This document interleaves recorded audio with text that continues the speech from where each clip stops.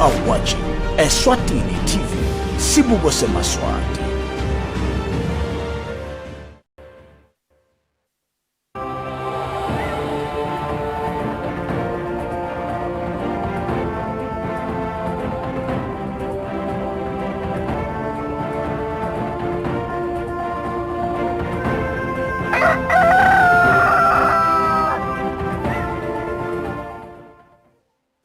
Asinivusele sinimukele lo mhla ekseni ehlelweni Kusile Breakfast Show sethemba ukuthi nivuka kahle lo mhla ekseni kungomsombuluko dinge amashumi lamabili nakune enyangeni yaphembithwane umnyaka ngo2022 asenimukele sethemba ukuthi nibe nemphela sonvo lenhle nalebusisekile singangeni kilo hlelo lanamuhla asisibukena ngumbiko losuka ediko ledempilo.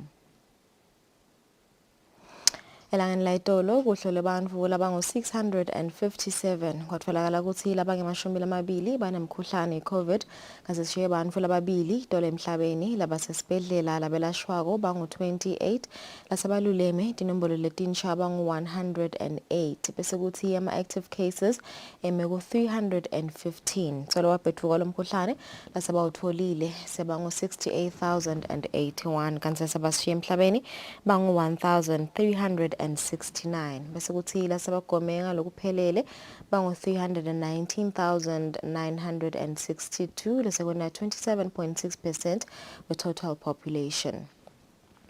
Kanti tintsaba letihamba imbili kulamanye emave eveni laseCameroon hulumende sewubike ukuthi kushona abantu labalishumi nesithupha 16 kwalimala labasiphohlo ngokulandzela ukuthi kube nemlilo losukako kuleminye etindzawo tekujayiva e-night club enhlokodolobha yalela live.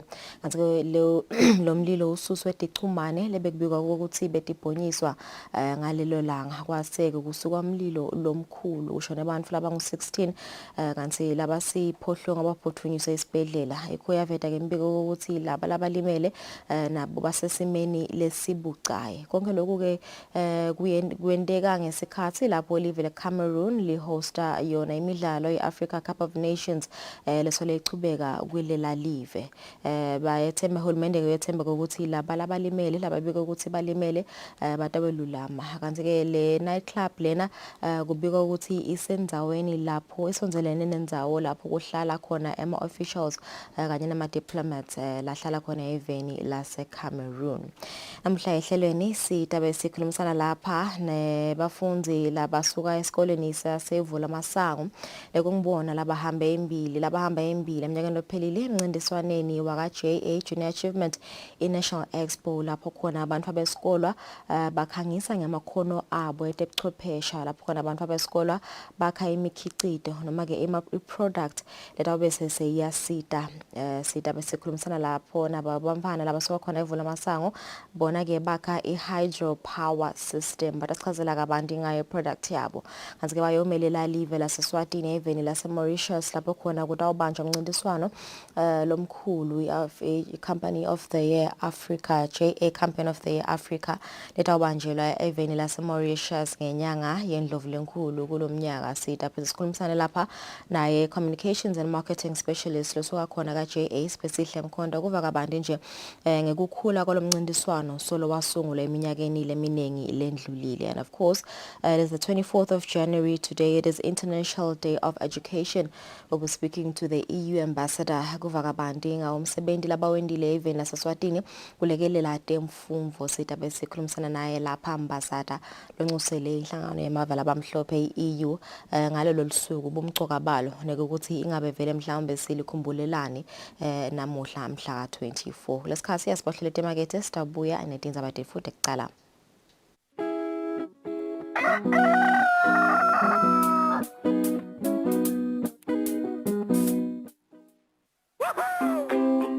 Pay your TV license quickly and easily with MTN Momo.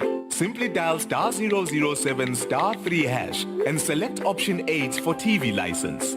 Enter your national ID number as your reference and the amount you wish to pay. Then enter your PIN to confirm your payment. Once your payment has been made, you'll receive a confirmation SMS of your payment. If you're a first-time payer, you get another SMS for your TV license. So legalize your entertainment from the comfort of your home. Pay your TV license the easy and convenient way with MTN Momo. Everywhere you go, MTN.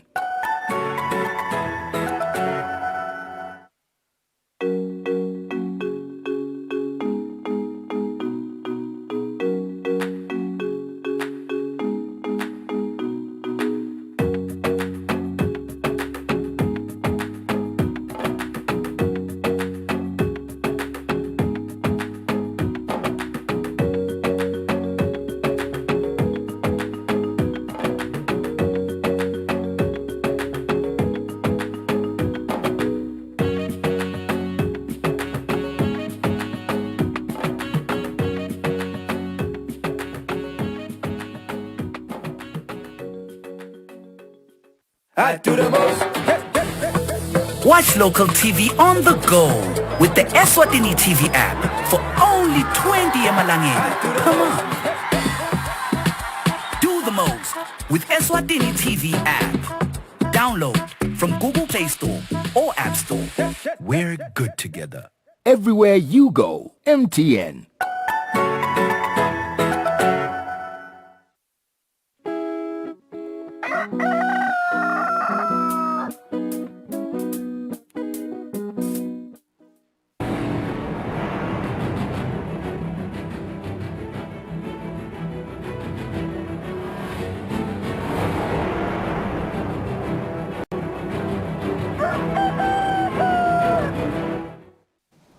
Welcome back mbukeli ubukela hlelo Kusile Breakfast Show asivusele na usanza kusivulela kulesikhathi sidawungena etindzabeni tetfu tekucala. Mvenankulu Cleopas Dlamini uthi lokwenta ukuthi kube tinkampani letinkhulu letitfola imisebenti yama contracts ukuthi uhulumende angeke anikete tinkampani letincane ukuthi tente imisebenti lemikhulu kungako kunetigaba letahlukene kube tinkampani. Mvenankulu uthi tinkampani tibhekeke ukuthi ticale tiphindze tikhule ngaletigaba letikhona. Mvenankulu abekhulumana akachaza ukuthi kwenziwa yini tinkampani letincane tinganikwa imisebenti lemikhulu kude titawukhula. Libandla lelengamele kwakhiwa kwetakhiwo lapha eveni i-Construction Industry Council yabamba umhlangano wokwethula emasu yemsebenzi i-Contractor Development Strategy ngenyanga yengongono eminyakeni lophelile lapho tinhlangothi tonke betihlangene lokufaka ekhatsi banikati betinkampani letenta imisebenzi lemikhulu kuleli. Labo somabhizinisi baveta imibuto netikhalo ukuthi imisebenzi lemikhulu lapha eveni iniketwe tinkampani tangephandle naletinkhulu. Mvunankulu Cleopas Dlamini emhlanganweni nebetindzaba naketfula lihlaka lwekusebenta lomnyaka wa 2022 uyichazile indzaba yekuniketwa kwemisebenzi lemikhulu tinkampani letinkhulu. The big job ungeke ukhone kunika noma ngubani ukuthi angumnike nanga ukukhula. Kufuna uqale la ngephansi kube competitive. Then bese kuba nalesinye stage sema contractor anema categories kusiloku le category le noma ngubani angawuthenda ishare lomsebenzi. It so happens ukuthi la ke kule category yokugcina nalaba ngakhona nje kunomsebenzi ngiyabekisa wa 200-300 million bambalwa because kunema capacity issues unayo ini plant unayo ini working capital nako konke lokho so ke ukuvele la ku advertiser nje so sister ukhesa kunaba laba4 aku-apply bona njengoba ubasho ngamagama usho le category nje category A uvele nawuthi uyobuka category A utaphandle amagonta kulang4 because kubukwe le capacity but bese kukhuluma vele lokuhlupha ngolapha uhulumende bese uthatha lemisebenzi lemincane uyayihlanganisa seyigcine yakhe umsebenzi omkhulu so unika umuntu munye lokho ke kuyiproblem as far as I can see ufanele lemisebenzi abanike ayidishe out in those pieces ngoba phela ngiyabekisa nje ngoba madam abo 300 noma 200,000 lelinye lila lelinye sesipofanele lelinye esebonjeni so thatha lama projects lawo onke unika umuntu munye. I think that is where we can have ngicabanga usinawe ngikolo lokho usiphela akanikwe labantu nje ngoba nanika umuntu munye so usho ukuthi abehluleke vele labancane. Nekusho kwembiko welitiko letimsebenzi lemikhulu nekutfutsa wemnyaka wa 2020 uveta kutsi luhlangothi lwemsebenzi Ngemnyaka wa 2018 lwafaka imali lenganga 2.7 million emalangeni emnothweni welive njengoba licasha eMaswati lanemakhono nalawo ledemakhono. Etindzabeni bika sondomlangeni letinye titfombe titfolakale ekhasini lelibandla lelengamele takhiwo lapha eveni. Bapalanelo mkhulu etiko letemfundvo Bhekthemba Gama ukhutsata abothishela nebafundzi labangetulu kweminyaka lelishumi kutsi bagomele umkhuhlane COVID-19 kute kubete kutsi kabeteka etifundvweni lonyaka. Kufika kwemkhuhlane COVID-19 kufike kwatsikabeta tinhlangothi letinyenti lokufaka ekhatsi temfundvo. Mapalanelo mkhulu etiko letemfundvo Bhekthemba Gama uthi lonyaka lelitiko lihlele kutsi kubete kutsikabeteka kwetifundvo etikolweni. Gama uthi kunciphisa lokutsikabeteka bothishela nebafundzi labaneminyaka lesukela kulelishumi nakubili kumele bachubeke nekugomela lo mkhuhlane kanti nelitiko letemphilo nalo litawuchubeka nekugomisa abafundzi etikolweni.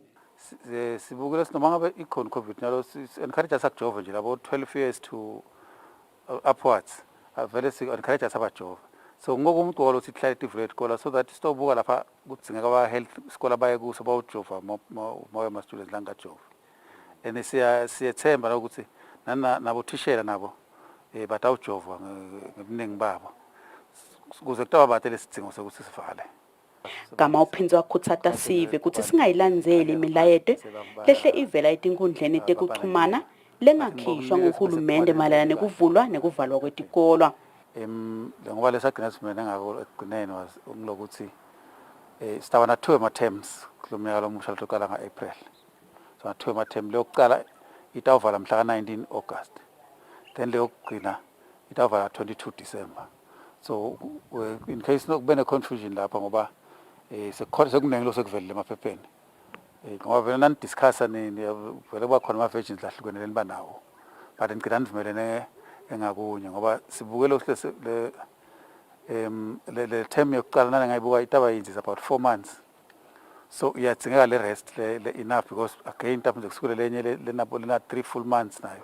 Ngakulokunye Gama uthi hulumende ngekubanjiswa luhlangothi lwaka micro project solo uyachubeka nekulungisa tikola letalimala ngesikhathi sekunemsimvo lapha eveni. Etindzabeni Eswatini TV kubika Samkeliswe Khoza ngisembabane. Bagogo nabomkhulu bakuleli bathi bayawujabulela umcondo wahulumende wokusukumisa ngalokusemthethweni imasingcwabisane wabogogo nabomkhulu. Labantu abadala bathi lokho kutawusita ukuthi bafihleke ngesizotha ikakhulu labo labangenabani. Ngenhloso ekukhutsata ukuqalwa kwamabhizinisi nokuchazeleka kabanti ngokusebenta kwesikhwama sekuthuthukisa tifundza i-Regional Development Fund lisasungulwa iNgwenyama inkosi Mswati wesithathu ngenhloso yokuthuthukisa eMaswati lisondvo lelobamba Christian Fellowship limeme lilunga lephalamende lenkundla yasenzingeni Lutho Dlamini kukhutsata ngekuqala ibhizinisi nokusebenziswa kwamakhono kanti-ke Dlamini uphindza abe ngumengameli wenhlangano yebemakhono nemahlabeleli kuleli iswama lotsite abasebente babambane ukuthi baphumelele babone ukuthi bababhizi ngani empilweni. Angangeni kakhulu emalini utawungena lwababe la ngicela bemfisha ngemali ngoba sibetele todisha imali. We want to talk business and assist you start your own businesses. Niqhubeke ndlondlobale and labanye banemali yokwenza imali lencane labanye banekhono lokwenza kancane. Always think like this. Lakanse basengene yini engayithengisana. Umuntu ngawani la ngathi ngala nemali. Something that they need every day. But I'm never one everyone will like that. Be able to network. Mfundisweno is a network. Ngokusukela ngani, umsukela ngani umhlonishwa, umlandisa ngani ukhonelea vele ingozi sinayo lapha. Ithi ha. Ngoba umuntu lokuphethe update lo. Lokho leli ukuthi ha. Uyenza ngosophe. Lomunye-ke bekamenyiwe kute ukhutsata ngumcondzisi waso-ke isikhwama se-RDF Cornelius Dlamini lochaze kabanti ngakusebenta kwalesikhwama wacacisa ukuthi imali letholakala kulesikhwama ayibuyiselwa njengoba ayisiyo nani i-loan. Le mali isetimweni imbuya. Le mali le noma ningathola malini kute ngisho sente nimbuyisela emuva si-loan. Akusiyo i-loan. Imali yamahala bayeke belabanyela sikhuluma sithi ibhamama le bathi umshwalense ibhamama ibhamama yini mfana athi ngiyabala le mali ye-RDF le hulumende wengube nayisekelako kude umkhawulo ukuthola malini kude kuthi hayi nan-aplaya nje mu-aplayela 100,000 ayenzi lapho kude lesikalo leso nebazalwane-ke emasontweni bayakhuthaza ukuthi batithuthukise ngetindlela letehlukene bangagoqi tandla bagadze kucashwa bawasonzelele nematiko ahulumende lafanele. Etindzabeni ngingiyani emsebenzini nasonto Mlangeni sikalobamba. Sixolise njengokuphambana kwindzaba tethu indzaba lesisuka kiyo indzaba yelisomvola selobamba Christian Fellowships Center lapho belinetifundvo tekukhutsata bazalwane ngetindlela tekucala emabhizinisi kuti batotiphilisa ngawo. Sivesa sendzaweni Mdabete ngaphansi kwenkhundla yaseKhubutha sibonga hulumende ngekuhwaya umgwaqo lobekatse ungahambeki. Sive sithi kusukela kuhwayiwe sekehambeka netimoto letitfwala sive sengeke tisaba nebulukhuni bekuhamba. Hulumende sewucalile kuhwaya umgwaqo lowatiwa nga-MR25 losuka kaHlatsi uye esithobelweni lobhukula inkhundleni yakumthambama neyaseKhubutha.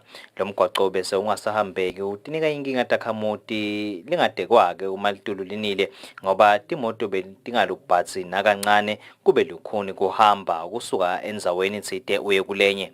Takhamuti ketale ndzawo tibulala emabhodlela kuhulumende wembube ngekutihwayela lo mgwaqo njengoba kumanje tithi sekuyakhonakala ukuthi setingahamba umgwaqo awusafani nayitolo. Siyakubonga lokhu njengala sisime khona nje bese kuhambeka imbamba ngoba bekumbeka imgodi yonke ngala nangala ukuthi bongame uthi nje uyahamba kungathi phansi imoto ingene edongeni kuyakushelela futhi sibona uthelene emhlabathi lo ngathi uya ungconywana.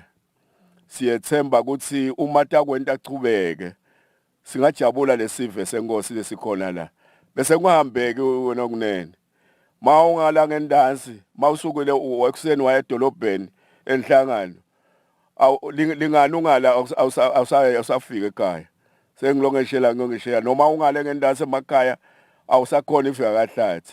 Siyabonga kakhulu nkosami kuhulumende ngoba vele lapha nje kusukela amabhasi nje abengahambi nje lapha fike emekamfishane aseke toti kwele ngetinyawo konke nangala khona mawuthi nje ubheke kuthiwa kusemantshiyaneni nkosami nakhona ngibonile bathi hayi ungathi kuhle nkosi yami ayivele kuhle kakhulu ngoma nathi la sibonga kuhle nje mawubheka le njena size sikhala akube kumane kwachubeka kodwa ke cha siyabonga ngoba seloku nawa nemaloli siyawabona ukuthi mhlambe usachubeka hulumende wethu nkosi. Ngabulala kakhulu emabhodlela kahulumende lokulasendele kona kuhle kakhulu impela njengalana nje bothola ukuthi bantu kuna kwa bathi kusemapostcardini le ndasi le nangisuka lana ngingalinganisela kuboma 6 to 7 kilometers khanda ukuthi basuka le ibhasi igcina lelo khamba kubi kakhulu lesikhathi ukhanda ukuthi imangala abeweli la manje bukhana lesinye isikhathi lesinye kunemuntu mhlawumbe asengithi uphathekile ufuna aphuthumiseke esibhedlela ngayo khanda ukuthi kuba kubi kakhulu ngoba sekufuna ewele ndawuthina so kufuna ukuthi ewele ngetandla edingala manje lokho kuslowa down ama chances zakhe ukuthi angathola ukusitakala fast. Miningi-ke imigwaqo lelimele lapha eveni leminye ngenxa yetimvula lelichubekako leminye-ke bese ivele iphelelwe sikhathi. Hulumende-ke uyayilungisa ngetigaba leminye-ke yakhiwa kabusha. Etindzabeni ngingiyani Msebiti Thombe ngusonto Mlangeni kaMdabete ngaphansi kwenkhundla yaseKhubutha eshiselweni. Lobuke umkhankaso wemhlaba wekucedza kuhlukubetana i-1 billion rising campaign elivekatini la-Afrika agcolani ihlatshwako uthi kubambisana kwato tonke tinhlangothi emimangweni kusikhiya sekucedza kuhlukubetana kwalolonke luhlobo. Umkhankaso wemhlaba wekucedza kuhlukubetana i-1 billion rising campaign nakucala umkhuhlane COVID-19 usukumise luhlelo letigungu tekukhulumisa tindzaba tekuhlukubetana emimangweni lelatiwa ngale community gender based violence circles. Lobuke lo mkhankaso livekatini le-Afrika xola nhlatshwako uthi lapha kubonile emimangweni basafundzisa sona sive ukuthi kudzinga kubambisana kwato tonke tinhlangothi kude kuphele kuhlukubetana lapha eveni. Kuleti ngxoxo lesiba nato nalesichubeka siba nato simkhankaso sibambisene neJournal of Hope naletinye tinhlangano lesiphuma nato siyofundzisa. Kuyavela ikakhulu ukuthi kumcoka ukuthi nasikhulumisa ngekulwa nekundzaba tekuhlukubeta sibe nekubambana sikhulume ngavilini.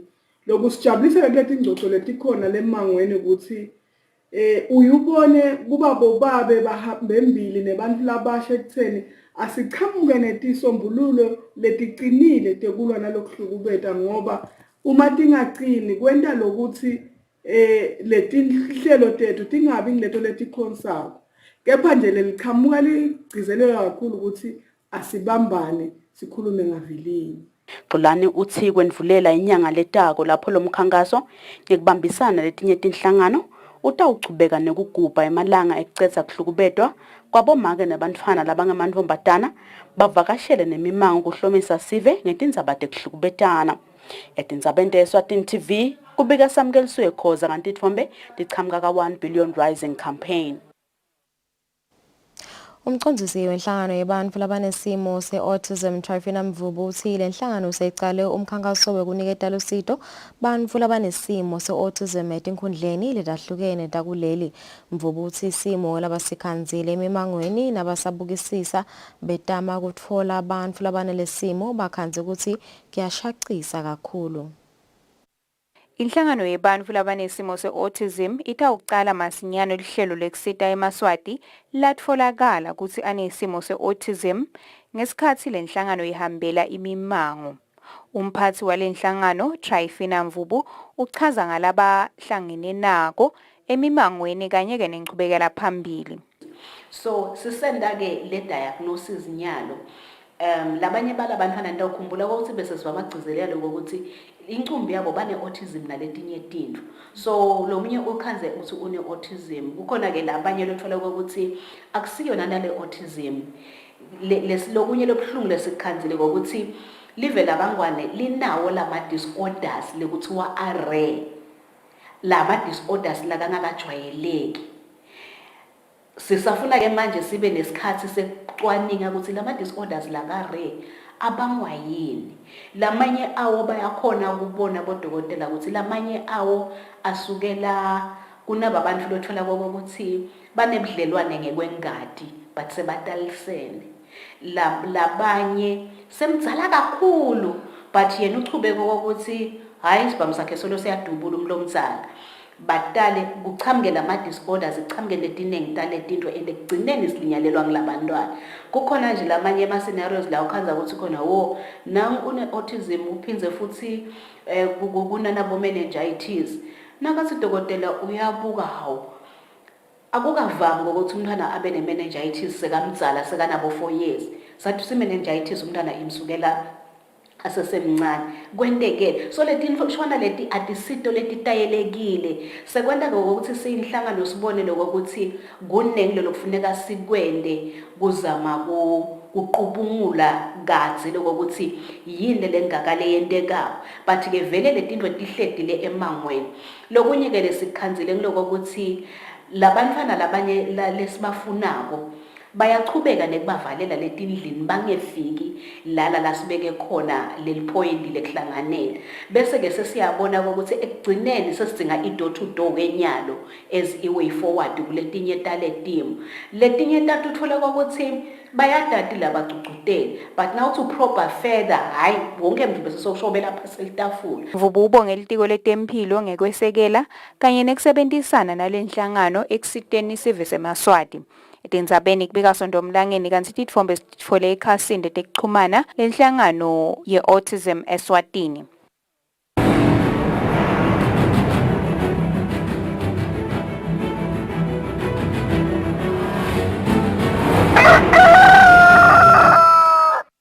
Kodemidlalo ligoli lelilodwa lasabelonzini isangilo lelisite imbabane Highlanders kuthi incobe umdlalo walo lomkhulu kanye nembabane Swallows. iHighlanders sengiyo lehlete esicongweni se-MTN Premier League. Lo mdlalo udlalele eMavuso Sports Center kaManzini. Umdlalo omkhathini wembabane Swallows kanye nembabane Highlanders kuye kube ngumdlalo lomkhulu lapho khona live lilime libuye ukuthi utawuhamba kanjani. Tinkhulumo mpikiswano kubeke into yakhona kusuka liqala liviki kude kufikeke lo mdlalo. Ufikile kumdlalo kwaba sikhathi ukuthi badlali sale bakhuluma ikhathi enkundleni njengalokhu balandzeli bebaphuma ngetinkhani nabo kutawubukela lona mdlalo. Umdlalo ke ube ngilomuhle komabili amaqembu nawuqala njengalokhu bebadlalisana kamnanzi. Kube iswalo ke letfola emathuba lamahle lamabili lebekumele ukuthi ngabe iwavalela ikhathi kamelula. Kepha ke sandile hlatshaka okakhona kwasebenzisa lawo mathuba tiyeke ekhefini tibambene ngelicandza ecandzeni. Esikhathi sesibili achubeke nawo ehlaselo amabili amaqembu. Kude kwabita ukuthi Nompemba likhombe emlotheni ngemva kokuba athi kudlaliswe kabi Isabelo Nzinisa. Utitsinsetile ke Isabelo wasukuma walivalela ikhathi.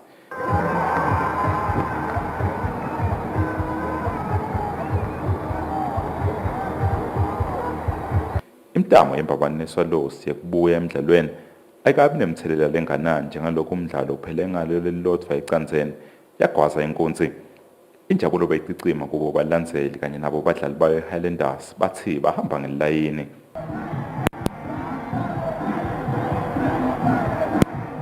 Baqeqeshi ke nabo bakhulumile ngemva kwalomdlalo ukuthi ngabe bawubone uhambe kanjani. Generally, I still feel at some stage we were a little bit loose at the back. We gave them good scoring opportunities, but on the other side, our keeper done very well to deal with those situations. The game became a little bit open. I don't think we were strong enough sometimes in our pressing. I will say, on the other hand, we have to work on the fitness a little bit. So I told them a chance and then we couldn't use them.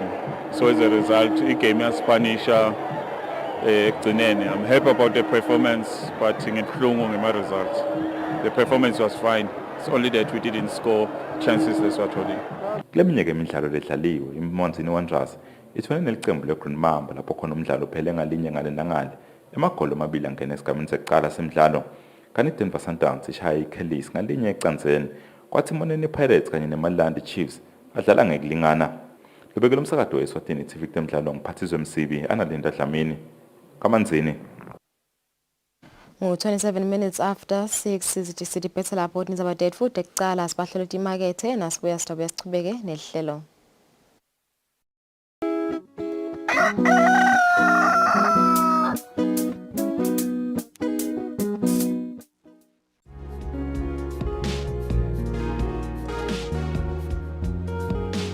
Nesimphathi ngesukuphathamisa usebenza mngani. Ngicela kumane ngihambe ngiyosuka. Ngiyajabula Khumalo. Inkampani yasebenza kuletha betempilo batofundzisa. Siyatinakekela tisebenza. Kusoka kumqoka ngoba kunciphisa amathuba ekuthola iHIV kanye nekuhlandeka nje kubalula. Ngithathe lesinqumo sasingiyawusoka mphathi ukuze ngitivikele kumdlavuza wendlu. Ngiphindze ngivikele kumkami kumdlavuza womlomo wesibeletho. Ngicela kuyawusoka kusasa. Ngeke kwalunga kusasa Khumalo. Hamba ngalesihlanu njengoba ubona umsebenzi umningi kangaka. Ngiyabonga mphathi. Shothi ngalesihlanu ngiyavele ngivukele ngiconze khona esibhedlela. Ngeke ngide ngala emsebenzini. Conza esibhedlela Khumalo. Ukhuthathe nalabanye phela abalingani bakho ukuthi nabo bahambe bayosoka inkampani itanisekela. Lo mlayeto ulethelwa litiko letempilo. Kuva kabandi shayela 2030. Nine bekunene. Sithanda kubonga kakhulu kwamukelana nekusekelana leso kubona emangweni wakithi. Lo sowuthuthuke kakhulu etindzabeni dekwecwayana nekubandlululwa kulabane HIV. Asiqhubekeni singapheli manje. Sibe munye nalabaphila neHIV. Bethu nawo. Sivusele kini nonke komcane. Sicela kubonga kakhulu endlunkulu nasemangweni ngekuma nathi singilabaphila neHIV. Sikhuluma nje sesiyakhona kusitakala njengawonke umuntu endzaweni. Noma umuntu watihambela nje asisasibo bomakhonjwa ngenhloko. Siyabonga bomaziya kuma nathi. Kuva kabandi shayela 1212.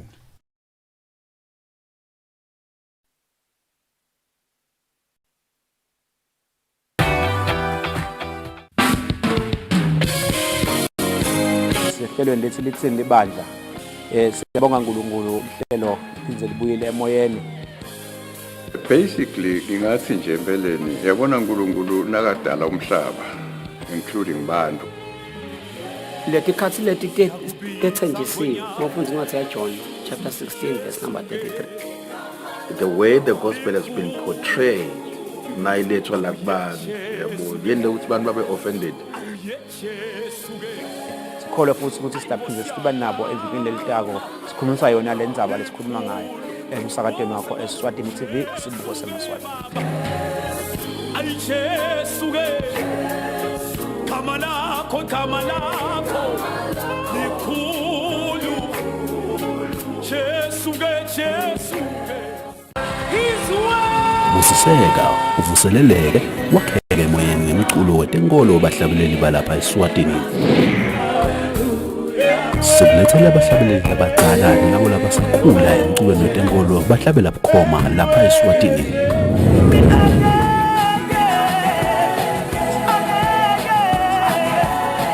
Siphinde sixoxisane kabanti ngalaba kwentako emsebentini wabo wekuhlabelela igospel konke kungidinisa simakathe. Ungaphuthelwa ngomculo wegospel khona lapha eSwatini TV.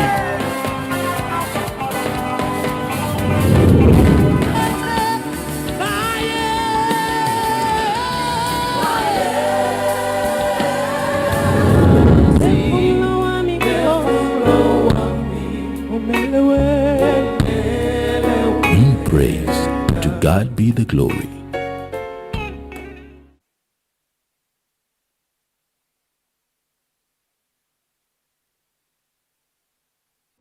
Experience the Gospel of John like never before with Pastor Oksu Park, founder of Christian Leaders Fellowship, a fast-growing global movement of over 300,000 church leaders. 60 years of ministry and missions with 1,200 life-changing sermons delivered each year. Pastor Park's broadcasts have reached 1 billion people across 94 countries worldwide. Join him for this deep dive into the Gospel of John and find your way to salvation and the heart of God.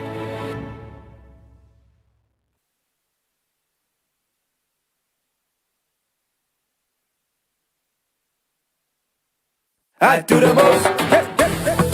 Watch local TV on the go with the Eswatini TV app for only 20 emalangeni. Come on. Do the most with Eswatini TV app. Download from Google Play Store or App Store. We're good together. Everywhere you go, MTN.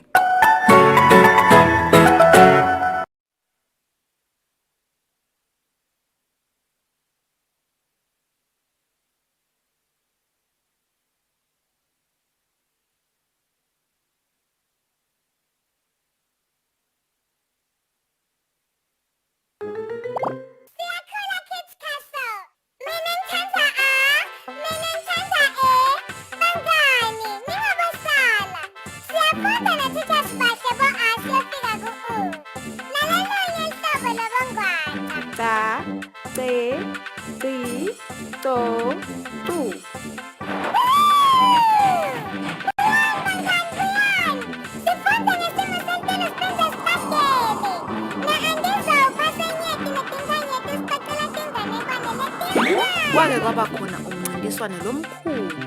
Sibuye sifunde kubala nangetitfo tempilo. Lamuhla ake sibukede emehlo. Bese-ke cagela ukuthi sigcina ngani. Ligama lami nginguTenkosi Dlamini, ngifundza libanga lesikhombisa eMathapa Government Primary School. Kungaba kuhle nakuwe mngani ngokuthi usibhalele ku-email yethu lethi siyakhula@gmail.com noma usibhalele enombolweni yethu ya WhatsApp lethi 78265732. Njalo ngoLwesibili Eswatini TV.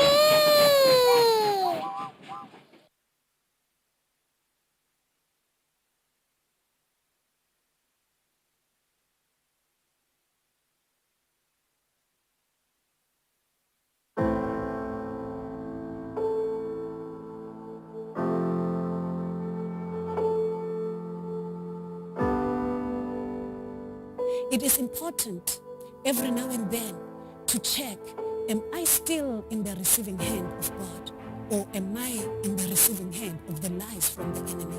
Salvation is free because Christ paid for everything, and that's true. But discipleship will cost you everything. Love each other as if your life depends on it.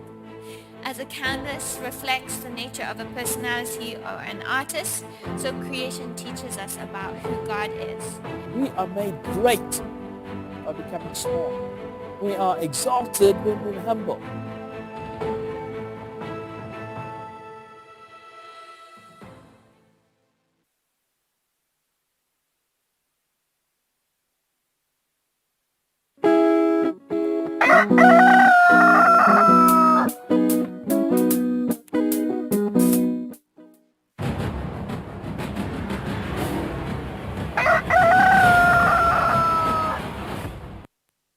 Welcome back mbukeli solobukela hlele Kusile Breakfast Trust ukuvusela nawe lo sanza kusivulela njengoba sivedile ukuthi isithabe sikhulumisana lapha namuhla nalabasuka ka Junior Achievements yateke ukuthi inhlangano Junior Achievements diningi tinhlelo lezitendako ukuthuthukisa abantwana besikole ikakhulukazi tinhlangothini temabhizinisi eminyakeni lophelile ke kwahamba embili isikole sasevula amasango emncintiswaneni we-National Expo lodlalo banjwa njalo ngeminyaka bekuthi bakhona ukukhicita iproduct bese iyabasita sitakhulumisana lapha naye marketing and communication specialist khona ka Junior Achievements Phesihle Mkhonda kuva kabanti njengalo mncintiswano nokuthi ingabe sowukhule kanganani kude kufika umnyaka wa 2021 satekene ukuthi lisiko lasevula amasango siyomelela live even nase Mauritius kuwomncintiswano wesifundza sase Africa sivusele sekumukele Phesihle namhla ekseni siyathi lokho ukuthi vele lona umncintiswano lozama ukukhutha tate emabhizinisi ikakhulukazi ebamvaneni siwacala katseni sawukhulile futhi over the years mhlawumbe nangasinike nje kafishane nje sichazele ukuthi le National Expo noma Company of the Year 21 kiyo nekuthi ibaleke kanganani nje kibo bafundi. Siyabonga lolu sivusele nembukeli ekhaya kusho ukuthi I program yethu ya Company of the Year lolu ngiyo lesingathi ingiyona imcoka kuma programs ethu lesiwendako ngoba ngilakhona khona abantwana labaka form 4 in high school sibafundisa entrepreneurship what happens lapho siya sibathathela abantwana through I module lesinayo kusho JA uba nalethi incwadi lela lafundisa ngato abantwana sibafundise ke ibusiness bakhona ukukhetha bo executive yabo njengenkampani nje khona kuba na CEO kube na marketing kube na finance kube nalo wenda distribution yale product siyayeke sithi lesikolo each and every school lesingena le competition ayikhona kwenda iqhamuke ne product letayenda ikhona kwenda ibusiness plan ikhona nekokuthi ke bese iyakhona ukuthengisa le product yabo bese ke sebenta ne community service siba encourage lokuthi abende nje tonke tingoni cishe letifundiswa ukuthi enkampanini tiyendiwa njengalo sitibona tinkampani letinkulu tiyenda tindzaba tekuthela tiyabuka different aspects enkampani ukuthi ahamba njani labantwana ke suke sibafundisa lokho kahle kahle ukuthi abakufunze phela basesikolweni eminyakeni ke lesendlulile ngathi iCommon of the Year sibuya lekubo 2005 la sicale khona selithe libanga lesesilihambile eminyaka ke isahamba siyayibona le program yethu ikhula kahle kahle nyalo la sikhona khona tikola lesebenza nato ting 95 kodwa ke njengalo sathi ukuthi leminyaka lemibili lesibuya kuyo lulu ayikabi mhlawumbe iminyaka lebemihle engenzaba ukuthi kube nabo covid eminyano phelele kangona sasiba neunrest kodwa nje lokusijabulisa njenga Junior Achievement ukuthi bantu babethu akake kwendeka lokho ukuthi balahle lithawula bathi abasakhona ukuchubeka eminyakeni lophelele nje sibe 2020 sibe na 28 wetikolo la khona covid abevimbanise kakhulu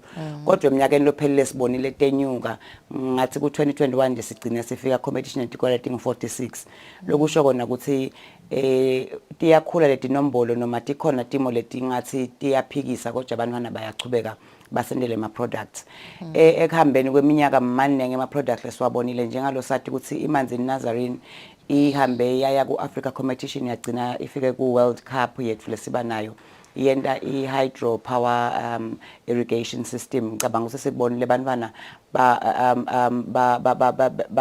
balima endlele ngenzabe ukuthi kude umhlabathi so bendi provision yokuthi sikhone kulima kulama mobile tower gardens lonyaka ke kube kulomnyaka phele kube sekuwina vula amasango ngiyathi kuthi emaswati bekasolo akhala vele bekungasiko kukhala I would say bekukuthi nje sinazareni cishe sekuwina yona yonke iminyaka Junior Achievement akanayo mhlawumbe umthelela kule competition asikho emajajini sine nje siyafacilitate sibe nemajaji ethu lana integrity ke siyathemba lokho ukuthi nawo asuke ajaje ngaloko bantwana labakuletha bokhanza ke ukuthi vele imanzi Nazarene yahlabana nawe nje naso ubuka lama product uvume ukuthi cha labantwana baseNazarene bayadimisela kulomsebenzi labawendako kodwa ke kulomnyaka lophelile sibonile ukuthi kuhlabene ivula masango ke beyisolo ikhona bekuba ngiyo lo number 2 eNazarene ngilokuthi nje siyayibe sasisamnake lo number 2 kanti nje vele cishe eminyakeni all the years ivula masango beyihlala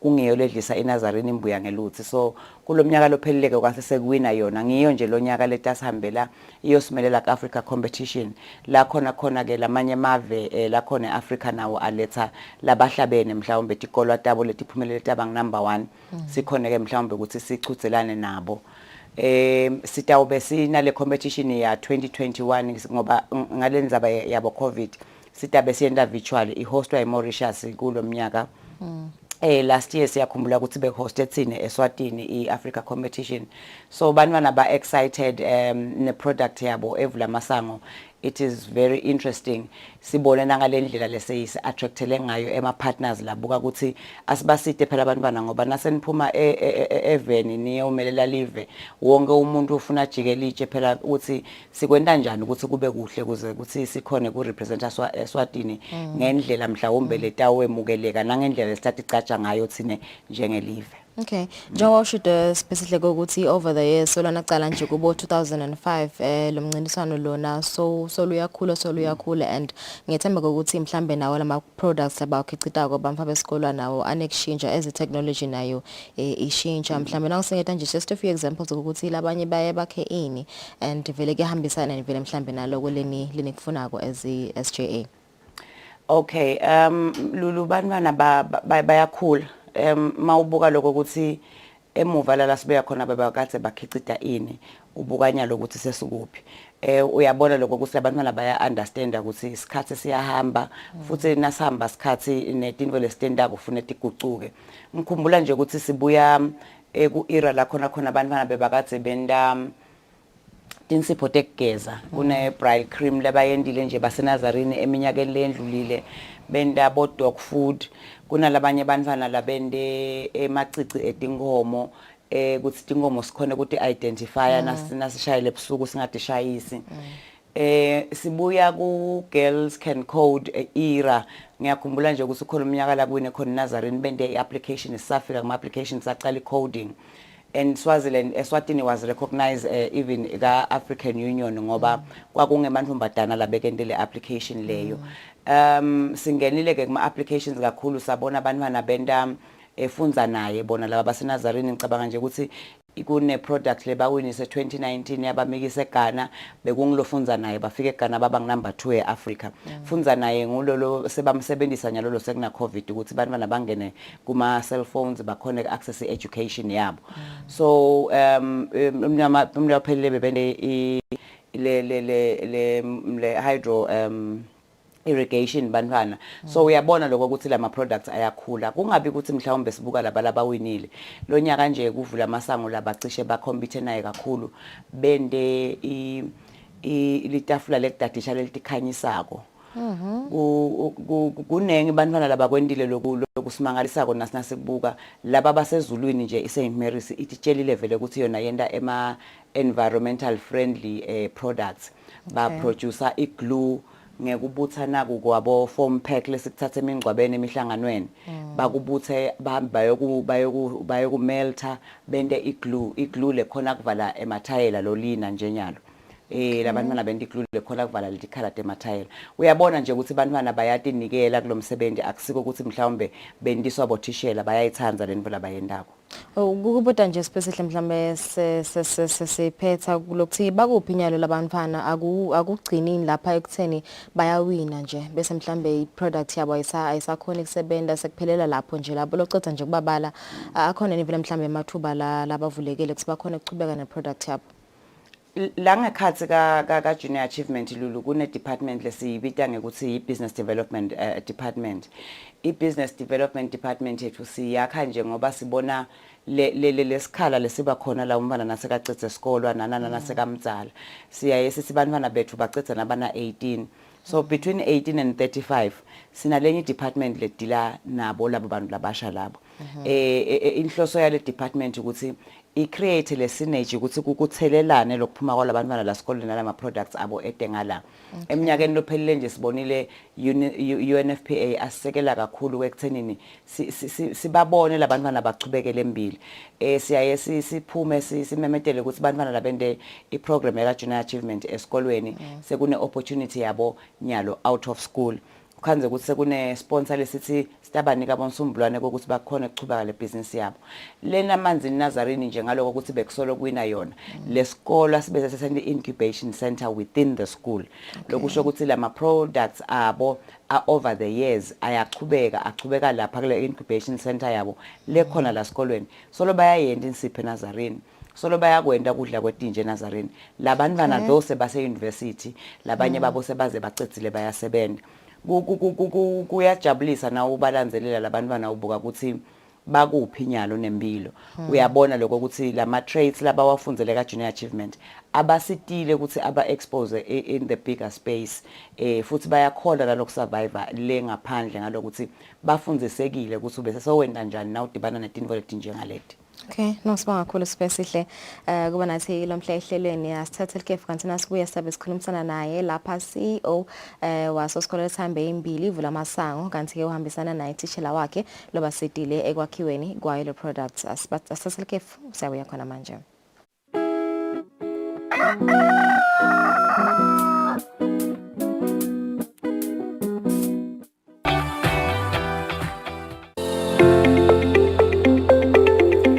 Hello everyone. Thank you for tuning in on Eswatini TV on another fantastic and insightful episode of Dream It, Achieve It, brought to you by myself, your new host, Nomalungelo Tilu Jele. Dream It, Achieve It is a program that encourages entrepreneurship skills for creative, unique business ideas that foster a proactive and independent youth. Be sure not to miss our Season 3 under the theme Youth Empowerment every Saturday at 10 a.m.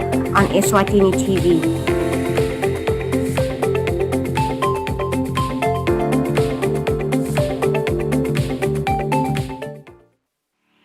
Brains on the Go Season 10 is back on your screens with a new presenter and a new host. This season, the quiz show is in the Lubombo region where we will meet 15 students from 15 different schools. Join us every Thursday at 6 p.m. and find out who will be the actual winner.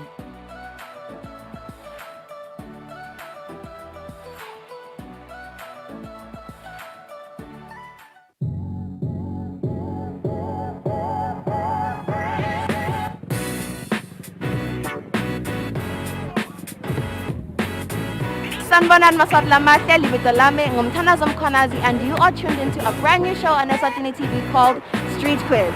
Street Quiz is a show that is aimed at finding out just how well you know your beautiful country and just how well you travel. Now, the beautiful part about it, and that is my favorite part as well, is you get to win a special prize. Now that could just be money or a little something extra. As for me and my team, we Danibona every week from here just as long as you tune in and now wanna start doing balege.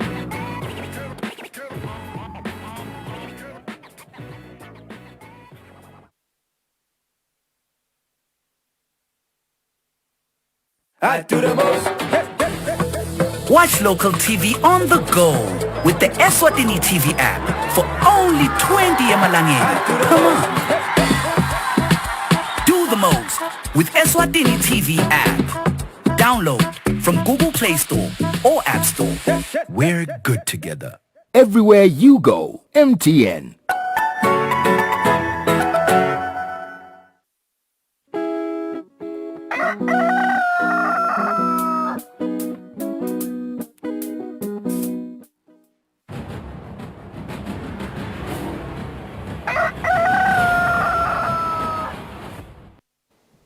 It's 10 minutes before 7 o'clock. Solo sichubeka nalo hlelo Kusile Breakfast Show sivusele nawe lo sanza kusivulela solo siyachubeka sikhuluma lapha indaba temncintiswano wa Junior Achievement National Expo kanti sesivele sinaye lapha CEO waso sikole lesihambe imbili kulomncintiswano National Expo Luyanda Dlamini hambisana naye tishela wakhe lobe ngifacilitator basenda lo msebenzi Sibusiso Dlamini kanti ke sikole sasivula masango sihambe imbili ngekuthi sikhicide hydropower system. Asivusele sinemukele lo mhla ehlelweni ngumbe nangacala ngawe nje CEO Luyanda.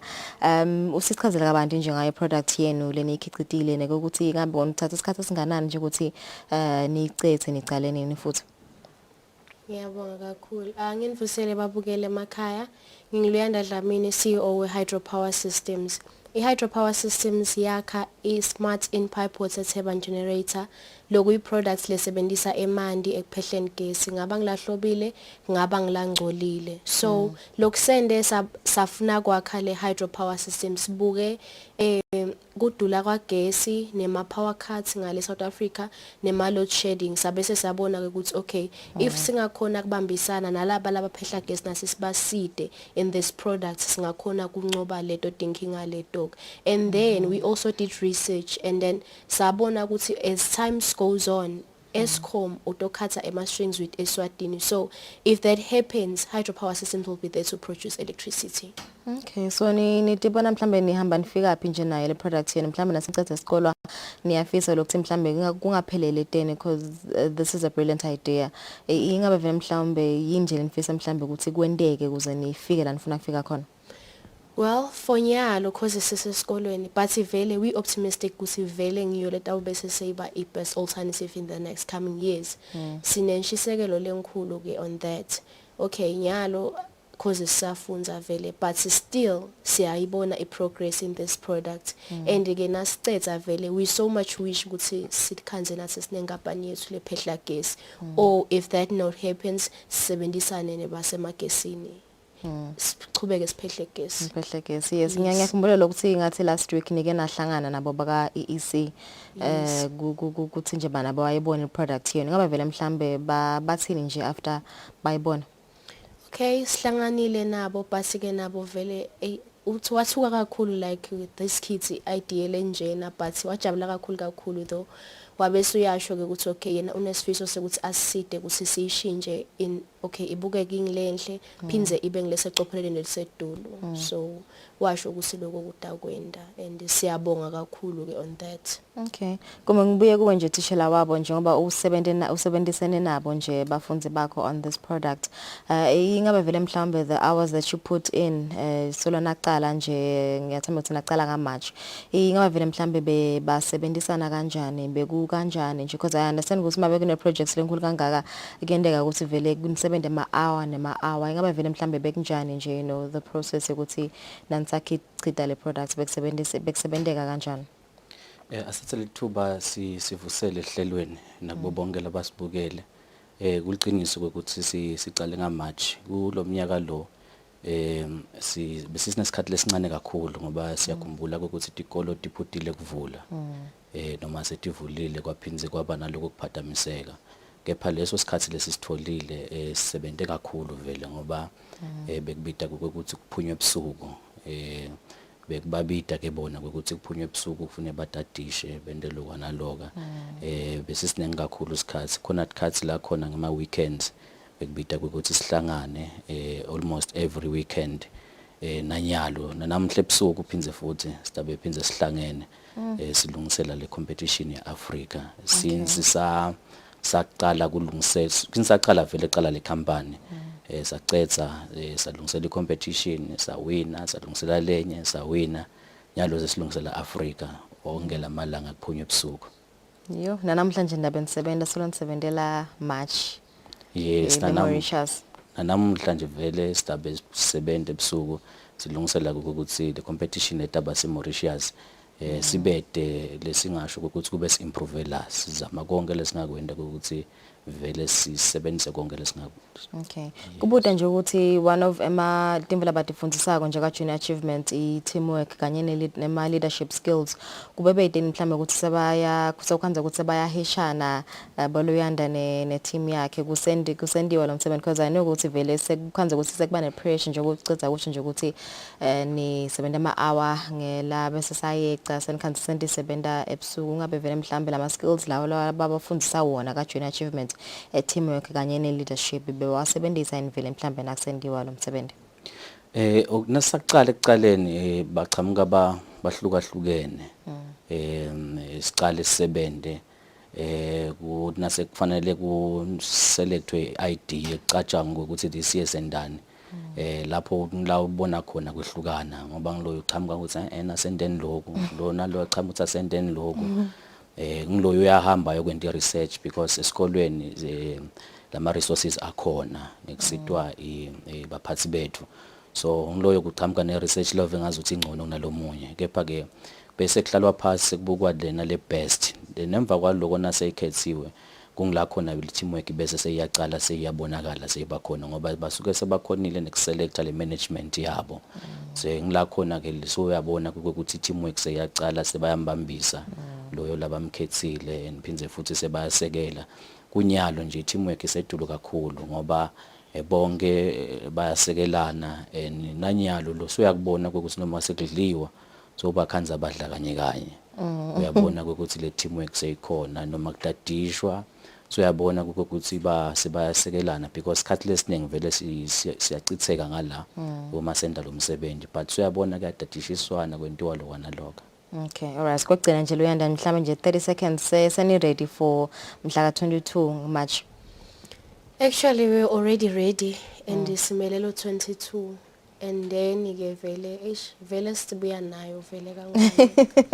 Noma kanjani kwamele nibuye nayo. Kanjani sibuya nayo. We are ready. Alright. Okay, nosibonga kakhulu kuba nasi lomhlehleleni bukeli besikhuluma labatinza abadaka junior achievement njengoba nje isiko la sasevula masango sahamba embili khona emncintiswaneni iEswatini National Expo sabayomelela liveke eveni lase Mauritius ku Africa Company of the Year competition sethemba ukuthi batawubuya nayo inkomisho ekhaya sibahlele emarket sitabene tinza badate futhi esibili.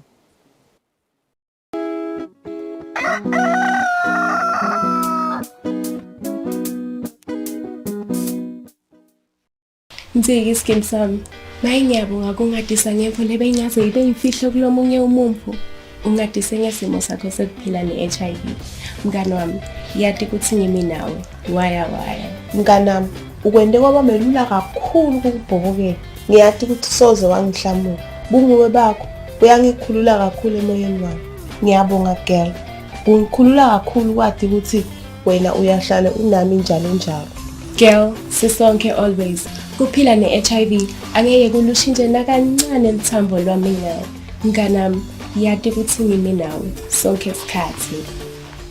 Kuva kabandi shayela 1212.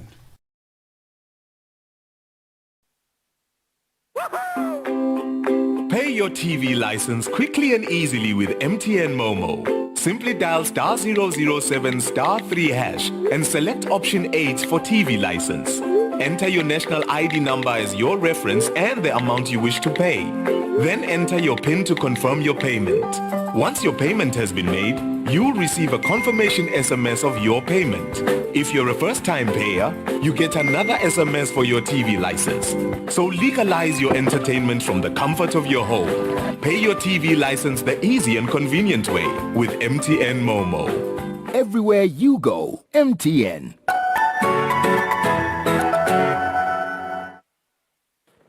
Bukela luhlelo Tandla nenkondlo lapho kuba khona bosonkondlo kanye nalabenda umsebenzi wetandla lo wehlukahlukene. Kuningi lotokufundza kulolu hlelo njengobe utawubona ukuthi diningi tindlela tekwakha imali nekutiphilisa. Hlanganyela nami Fortunate Mabuza njalo ngelisonto nga5:30 ntambama eluhlelweni Tandla nenkondlo.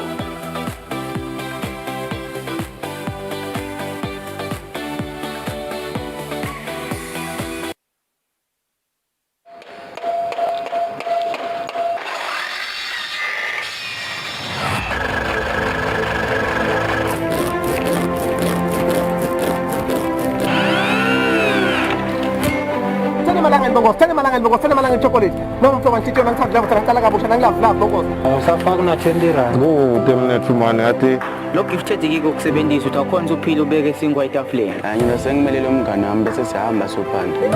Shemo ngichashe maye mahle ebonile. Ngafuna ukuthi le project ingawa ngikhona nami ngoba angisiwe umuntu othandza ukuthi info ingafa ngikhona. Kule life lesiyakiyo umuntu ngangemuntu kuyafuna at least abe nawo 3 ma skills in life.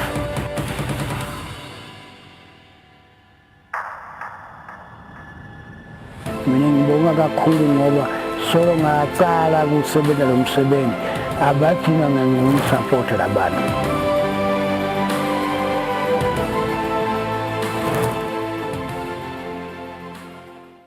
I do the most. Watch local TV on the go with the Eswatini TV app for only 20 emalangeni. Come on. Do the most with Eswatini TV app. Download from Google Play Store or App Store. We're good together. Everywhere you go, MTN.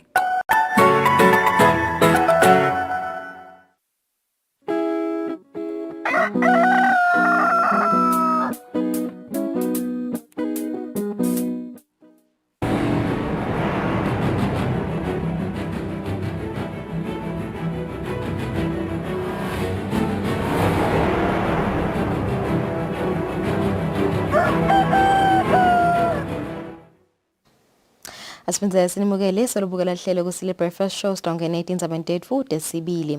Mfanankulu Cleopas Dlamini uthi lokwenda ukuthi kube tinkampani letinkulu letitfola imisebenzi phecelezi ema contracts ukuthi uhulumende ngeke anikete tinkampani letincane ukuthi tende imisebenzi lemikhulu kungako kunetigaba letahlukene kube tinkampani. Mfanankulu uthi tinkampani tibhekeke ukuthi ticale tiphindze tikhule ngaletigaba letikhona. Abekhulumana akachaza ukuthi kwendiwa yini tinkampani letincane tinganiketwa imisebenzi lemikhulu ukuze tite ukhula. Libandla lelengamele kwakhiwa kwetakhiwo lapha eveni i-Construction Industry Council yabamba umhlangano wokwethula emasu yemsebenzi i-Contractor Development Strategy ngenyanga yengongoni eminyakeni lophelile lapho tinhlangothi tonke betihlangene lokufaka ekhatsi banikati betinkampani letenda imisebenzi lemikhulu kuleli. Labo somabhizinisi baveta imibuto netikhalo ukuthi imisebenzi lemikhulu lapha eveni iniketwe tinkampani tangephandle naletinkulu. Mvunankhulu Cleopas Dlamini emhlanganweni nebetindzaba naketfula lihlaka lwekusebenta lomnyaka wa 2022 uyichazile indzaba yekuniketwa kwemisebenzi lemikhulu tinkampani letinkulu. The big job ungeke ukhone unika noma ngubani ukuthi akumnike naba ukukhula. Kufuna uqale la ngephansi kube competitive. Then bese kuba nalesinye stage sema contractor anema categories kusiloku le category le noma ngubani angawuthenda ishare lomsebenzi. It so happens ukuthi la kithi kule category yokugcina nalaba ngakhona nje kunomsebenzi ngiyabekisa wa 200-300 million bambalwa because kunema capacity issues unayo ini plant unayo ini working capital nako konke lokho. So ukuvele na ku-advertiser nje kusuke sister ukhetha kunaba labangu-4 aku-apply bona njengoba ubasho ngamagama usho le category nje category A uvele na uthi uyobuka category A udaphandle amagonta kulangu-4 because kubukwe le capacity but bese kukhuluma vele lokuhlupha ngilapha uhulumende bese uthatha le misebenzi lemincane uyayihlanganisa seyigcine yakhe umsebenzi omkhulu sonika umuntu munye. Lokho ke kuyi-problem as far as I can see. Kufanele le misebenzi abanike ayidishe out in those pieces ngoba phela ngiyabekisa nje ngoba amadamu abo 300 noma 200,000 lelinye lila lelinye sesipofanele lelinye selibonjeni. So uthatha lama projects lawo wonke unika umuntu munye. I think that is where we can have ngicabanga ukuthi nawe ngikolo lokho ukuthi phela akanikwe labantu nje ngoba nanika umuntu munye so usho ukuthi abehluleke kulela labancane. Nekusho kwembiko welitiko letimsebenzi lemikhulu nekutfutsa wemnyaka wa 2020 uveta ukuthi luhlangothi lwemsebenzi ngemnyaka wa 2018 lwafaka imali lenganga 2.7 million emalangeni emnothweni welive njengoba elicasha eMaswati lanemakhono nalawo ledemakhono.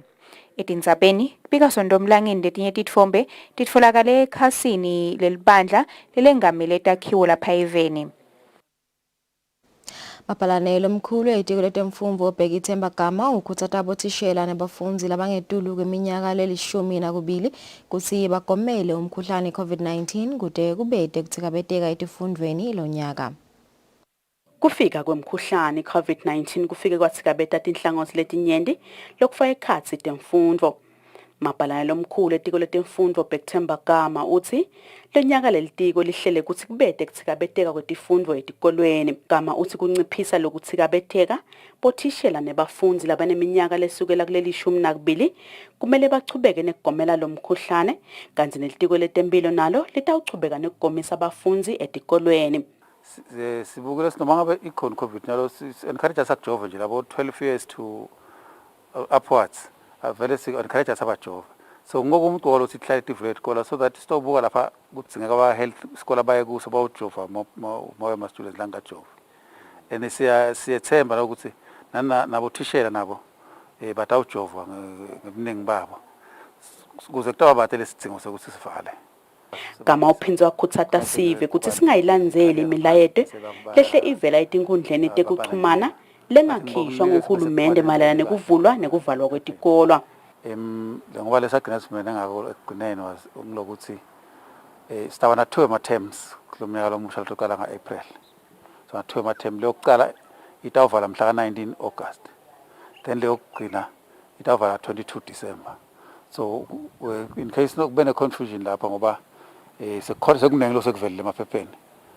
Ngoba vele nan discussa vele kwakhona ama versions lahlukene leniba nawo. But ngicela nivumelene engakunye ngoba sibukela le term yokuqala nana ngayibuka itaba yinzi about 4 months.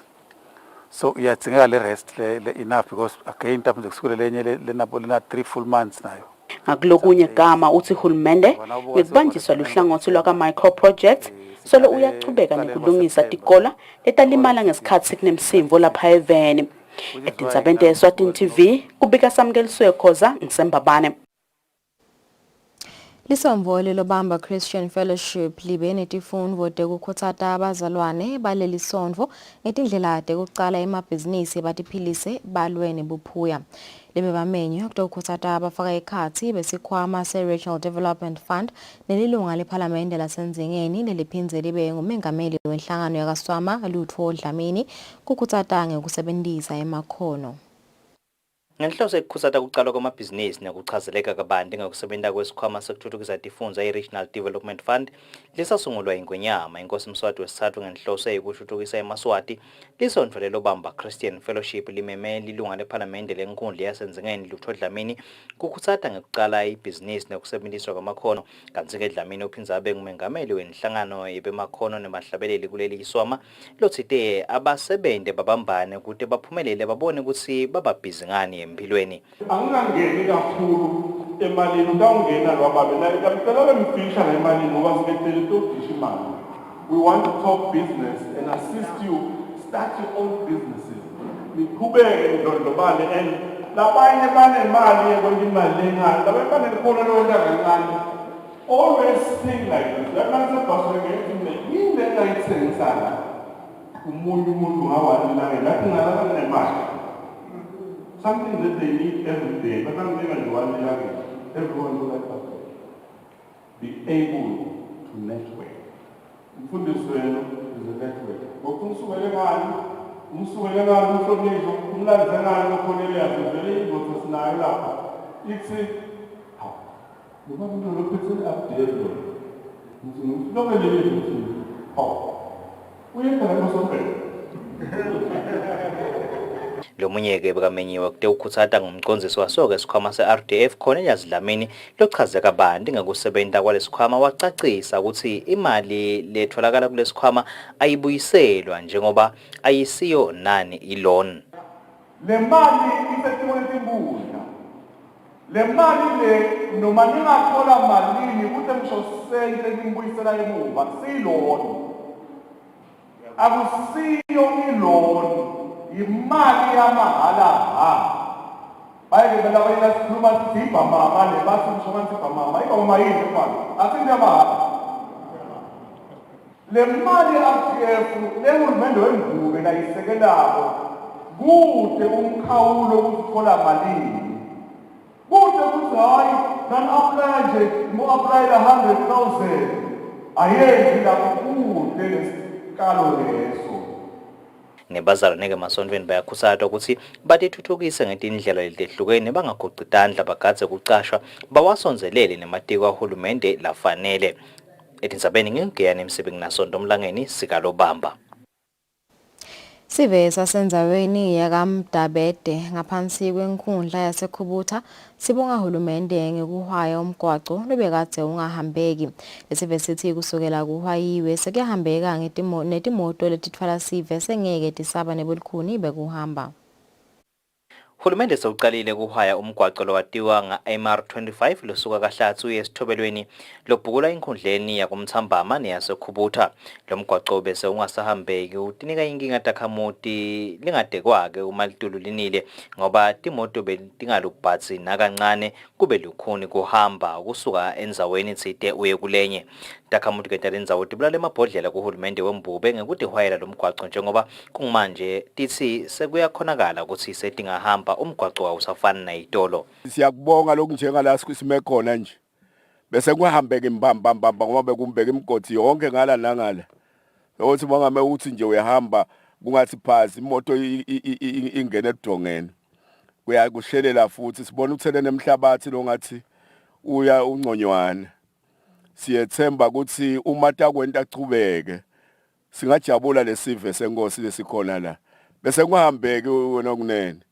Mawungala ngendansi mawusukule ekuseni waya edolobheni enhlangano lingani ungala awusafika ekhaya sengilongeshela ngongeshela noma ungale ngendansi emakhaya awusakhona ifika kaHlatsi.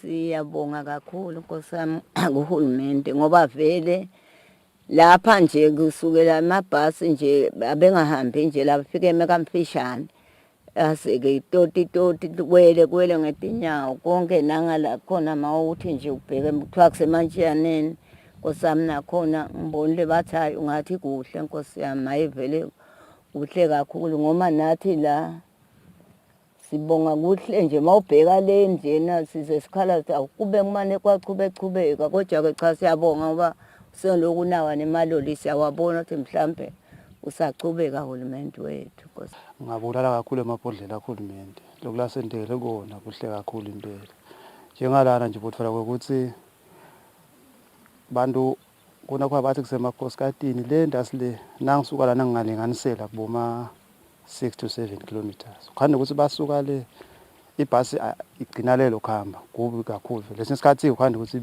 imangala abeweli la manje bukhana lesinye isikhathi lesinye kunemuntu mhlawumbe asengithi uphathekile ufuna aphuthumiseke esibhedlela ngayo khanda ukuthi kuba kubi kakhulu ngoba sekufuna ewele ndawo thina so kufuna ukuthi ewele ngetandla edingala manje lokho kuslowa down ama chances zakhe ukuthi angathole ukusitakala fast. Miningi ke imigwaco lelimele lapha eveni leminye ngenxa yetimvula lichubekako leminye ke bese ivele iphelelwe isikhathi. Hulumende ke uyayilungisa ngetigaba leminye ke yakhiwa kabusha. Etindzabeni ngingiyani Msebiti Thombe ngosonto Mlangeni kamdabede ngaphansi kwenkundla yaseKhubutha eshiselweni. Lebuke umkhankaso wemhlaba wekucetha kuhlukubetana i-1 billion rising campaign elivekatini le-Afrika agcolani ihlatshwako uthi kubambisana kodwa tonke tinhlangothi emimangweni kusikhiya sekucetha kuhlukubetana kwalonke luhlobo lapha eveni. Umkhankaso wemhlaba wekucetha kuhlukubetana i-1 billion rising campaign nakucala umkhuhlane COVID-19 usukumise luhlelo letigungu tekukhulumisa tindzaba tekuhlukubetana emimangweni lelatiwa ngale community gender based violence circles. Lobuke lo mkhankaso livekatini le-Afrika xola nhlatshwako uthi lapha kubonile emimangweni basafundzisa sona sive ukuthi kudzinga kubambisana kwato tonke tinhlangothi kude kuphele kuhlukubetana lapha eveni. Kuletingxoxo lesibanato nalesichubeka sibanato simkhankaso sibambisene neJournal of Hope naletinye tinhlangano lesiphuma nato siyofundzisa. Kuyavela ikakhulu ukuthi kumcoka ukuthi nasikhulumisa nenkulwa nendzaba tekuhlukubeta sibe nekubambana sikhulume ngavilinyi.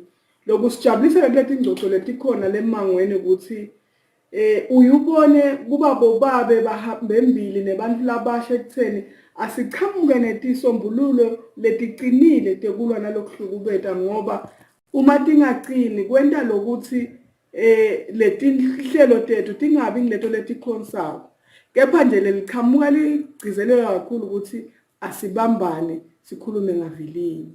Xolani uthi kwendvulela inyanga letako lapho lo mkhankaso ngekubambisana letinye tinhlangano utawuchubeka nekugubha emalanga ekucedza kuhlukubetwa kwabomake nebantfwana labangamantombazana bavakashele nemimango kuhlomisa sive ngetindzaba tekuhlukubetana. Etindzabeni te-Eswatini TV kubika Samkeliswe Khoza kanti titfombe tichamuka ka-1 Billion Rising Campaign. Umcondzisi wenhlangano yabantu labanesimo se-autism Trifina Mvubu uthi lenhlangano seyicale umkhankaso wekuniketa lusito bantfu labanesimo se-autism etinkundleni letahlukene takuleli. Mvubu uthi isimo labasikhandze emimangweni nabasabukisisa betama kutfola bantfu labanelesimo bakhandze ukuthi kuyashaqisa kakhulu. Inhlangano yebantfu labanesimo se-autism itawucala masinyane lihlelo lekusita eMaswati latfolakala kutsi anesimo se-autism ngesikhatsi lenhlangano ihambela imimango. Umphathi walenhlangano Trifina Mvubu uchaza ngalabahlangene nako emimangweni kanye nenchubekela phambili. So sisenda ke le diagnosis nyalo labanye balabantu ndakhumbula ukuthi bese sibamagcizelelo ukuthi incumbi yabo bane autism naletinye tintfo. So lo munye ukhanze uthi une autism kukhona ke labanye lothola ukuthi akusiyona nale autism lokunye lobuhlungu lesikhanzile ukuthi live labangwane linawo lama disorders lekuthiwa rare lama disorders lakangakajwayeleki. Sisafuna ke manje sibe nesikhathi secwaninga ukuthi lama disorders laka-rare abangwa yini. Lamanye awo bayakhona ukubona bodokotela ukuthi lamanye awo asukela kunaba bantu lothola ukuthi banebudlelwane ngekwengadi but sebatalisene. Labanye semdzala kakhulu but yena uchubeka ukuthi hayi isibhamu sakhe solo siyadubula umlomdzala. Batale kuchamuke lama disorders ichamuke letinengi taletinto ekugcineni silinyalelwa ngilabantwana. Kukhona nje lamanye ama scenarios la ukhanza ukuthi khona wo nangu une autism uphinze futhi kunanabo meningitis. Nakathi dokotela uyabuka hawo akukavami ukuthi umntwana abe ne meningitis sekamdzala sekanabo 4 years. Sathi meningitis umntwana imsukela asesemncane kwendekele. So letinto shona leti atisito letitayelekile sekwenta ukuthi siyinhlangano sibone lokuthi kunengi lokufuneka sikwende kuzama kuqubungula kazi lokuthi yini lengakale yenteka but ke vele letinto tihledile emangweni. Lokunye ke lesikhanzile lokuthi labantwana labanye lesibafunako bayachubeka nekubavalela letindlini bangefiki la sibeke khona leli point lekuhlanganela bese ke sesiyabona ukuthi ekugcineni sesidinga i-door to door kenyalo as i-way forward kuletinye taletimu letinye tatu uthola ukuthi bayadati labacucuteli but now to proper further hayi wonke mntu bese sokushobela lapha selitafula. Mvubu ubonge litiko letempilo ngekwesekela kanye nekusebenzisana nalenhlangano ekusiteni sive seMaswati. Etindzabeni kubika sondomlangeni kanti titfombe sitfole ekhasini tekuxhumana lenhlangano ye-autism Eswatini.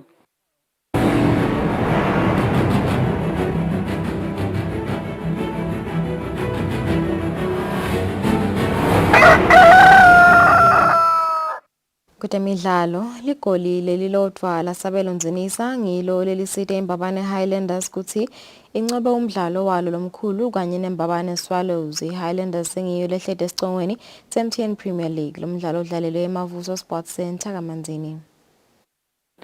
Umdlalo omkhathini wembabane Swallows kanye nembabane Highlanders kuye kube ngumdlalo lomkhulu lapho khona live lime libuye ukuthi utawuhamba kanjani. Tinkhulumo mpikiswano kubeke info yakhona kusuka licala liviki kude kufike lo mdlalo. Ufikile kumdlalo kwaba sikhathi ukuthi badlali sale bakhuluma ikhathi enkundleni njengalokhu balandzeli bebaphuma ngetinkhani nabo kutawubukela lo namdlalo. Umdlalo ke ube ngilomuhle komabili amaqembu nawucala njengalokhu bebadlalisana kamnanzi. Kube iswalo ke letfole amathuba lamahle lamabili lebekumele ukuthi ngabe iwavalela ikhathi kamelula kepha ke sandile hlatshaka okakhona kwasebenzisa lawo mathuba. Tiyeke ekhefini tibambene ngelicanza ecanseni esikhathi sesibili achubeke nawo ehlaselo amabili amaqembu kude kwabiteka ukuthi Nompemba likhombe emlotheni ngemva kokuba athi kudlaliswe kabi isabelo nzinisa utitsinsetile ke isabelo wasukuma walivalela ikhathi.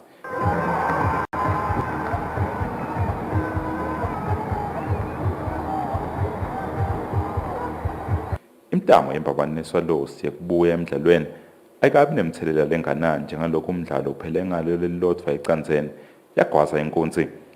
Injabulo beyicicima kubo balandzeli kanye nabo badlali bayo Highlanders bathi bahamba ngelayini.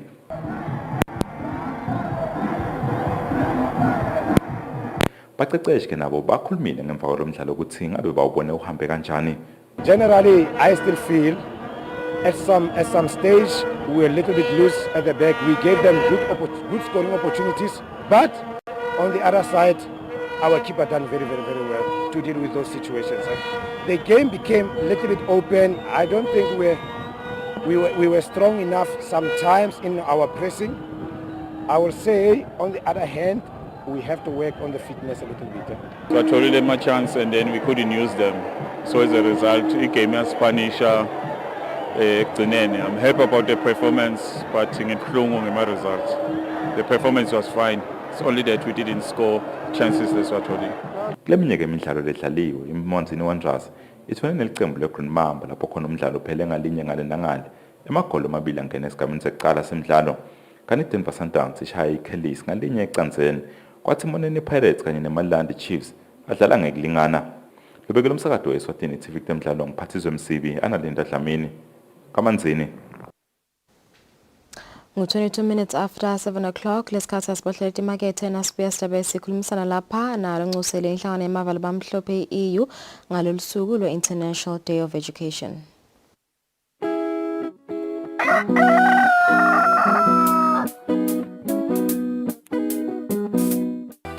Welcome to Pandesino Pandestratini, Kamalami Spuso Dlamini, director and creator of Pandestratini. I'm the main man. You are the man, the massive man.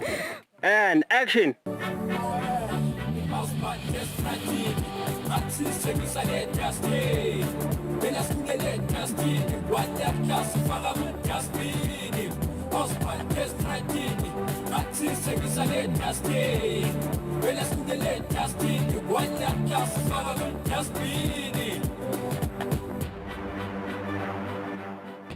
Igama lami ngiSibusiso Dlamini, I'm the director of Pandestratini. The show came about through the environment lengikhule ngihlala kuyo. So ngikhule ngihlala endzaweni leSikom. So kuhlala endzaweni leSikom, there are so many things going on. There are so many markets and mahasili labawendawo bantfu labazama ukutiphilisa ngawo. For example, basengisummbile bakoleka tinsimbi, kulabenti chicken dust, those usual kind of hustle. Lokungadingeka ukuthi uye esikolweni ukuze ukhone lokwenda. When starting the show, we had so many difficulties. For example, we had to approach people, we had to convince them ukuthi athi sincincisiphuthi noma ncincisisi noma ncincisimake sicela ukukushootha to show your hustle khona start encourage abantu labanye. So those things because abantu labanye baba nembuto lomnyeni, for example ukuthi utasendani labanye bathi velasifuni, but sakhona ukuthi bamsikhona kubakhulumisa understandane ukuthi le show lesinagendelani and how is it going to benefit yena and how is it going to benefit labanye bantu abaphila evendawo ngwana. Ngaka shooting yethu namhla we have my guy Linda Mhlanga lo limako lapha, how do you feel my guy? You good? Right, okay, saqala kushoota nyalo khathi sihambile sesikhathi sekulima bona seligoba gobile lilanga, which means the right way is either kwenda ekuseni noma kwenda nsambama. Angithi? Yebo. And then lapha I have my assistant cinematographer. Oh yeah. The first thing lesendawo masifika on set, we just load of the gear and then bese lapho sakhuluma ukuthi utashoota kanjani, because kukahle kuba discussion batshela ukuthi utashoota kanjani, bakadze ini, bakadze nani, bangabe bona ba surprise bas how muzawasitshela ukuthi utashoota lokho so kwenteka kanyalo. So mawufika nje on set, the first thing njengoba benikhulumile on the phone before ukhuluma nabo sibatshela ukuthi stashoota lokho nalokho so kuze wakhe story lesikahle. Okay, because ile langa ngala because utamakhuluma utakhulumela utamala ngento uthatha this way mawukhuluma instead of ukuthi ukhulume ngendla bukendasi although so kwehla so ku impossible but yabuka le kina so kunye yeah utha face le ya kube negate ngale takhamba ngala hambe ayile itingala abona abantu amshaka so manje utahamba ukhulume wewe ndahamba nayo le camera nahamba nayo nje ngaso maybe wena noma wala phela waphinda slap Because ngifuna le wide lapha tamba tawo ole wide tamba tawo ngingale ngihamba ngale lenye mina icamera nakasawona la ma thina tanda masinza kaso ngizume in lapho then when ngithathe le safe shot uhamba naye nje kaso ngiphenina leke timbo betendeka on set bethi surprising because for example sihamba saya kashuta lomboye aka scrapyard mashuta yena we had an occasion so lapho kona lo mboye futhi insimbi wamiswa amaphoyisa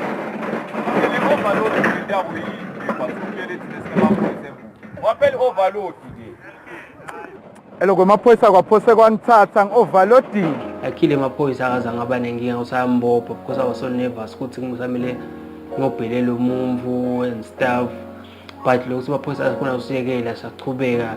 I think that work on our advantage sakhona ukuchubeka sashutha le crew kwakulicembu lebelikahle ngoba ngangihamba lingikhuthata ukuthi no mfana nami ungabi nenkinga chubeka nje usebende lo msebenzi wakho ungalingeni uthathe idzakamiza mabasaqala kungithebula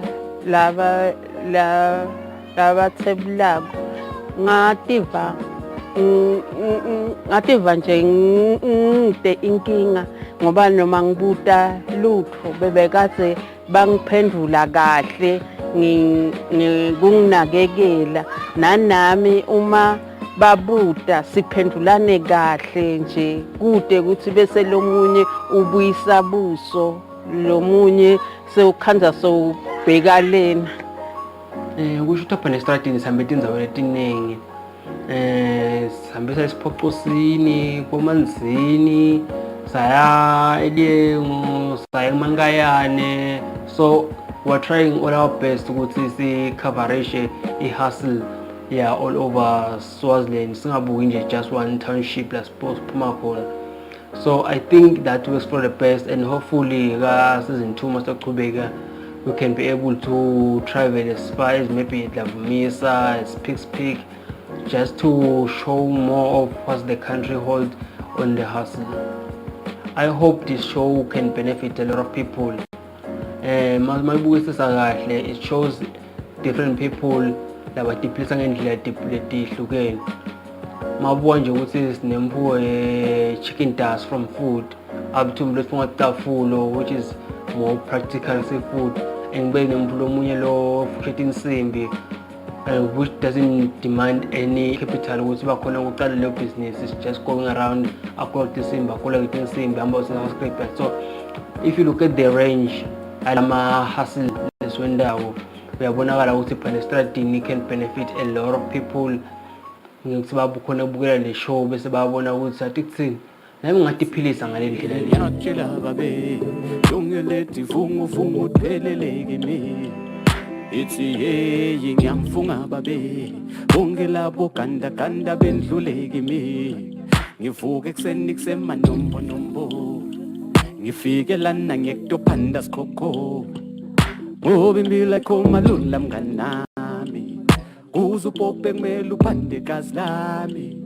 ngoba impilo ayisuye. I think le challenges abanayo ukuthi sishuthe enzaweni lapho khona sidinga i-permit ukuze sishuthe naleza amagwenda usisaka script yakhe number 1 sitoza macela ukuthi basivumele sithini shoot la ngikhathi so lapho sometimes we also shooter ukhanze ukuthi kuze ngipermit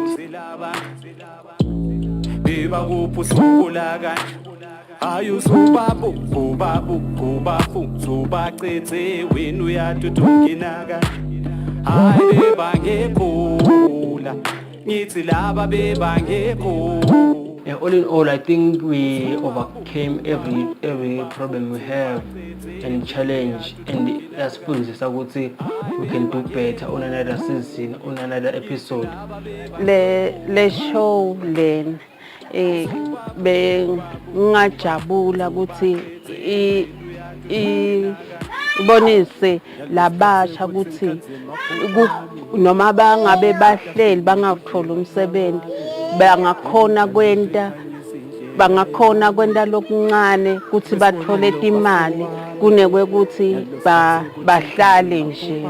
Le show lena phandle estradini the hustlers lengufise kakhulu noma kusengihidini yami ukuthi qhubeke side more young people show up their talents and their skills out there in those different communities so that they can also grow their skills and nurture their skills. Lengibona ngazuthi mina kimi vele kungiside kakhulu ukuthi ngibe nabo because naloko kunikete stability noma kunikete even the courage to do more, to do better, and kuningi futhi nalokunye lengufundzako from this company because I can see ukuthi they just want to expose the talent and the skill of a young person and show that a young person it is possible outside as long as you are a hard worker, a committed person, a passionate somebody. It is all possible outside. So I hope the show can just help everyone see because there are so many ways to hustle, there are so many ways to philisa, and there are so many ways ukuthi ukhona kuphanda estradini.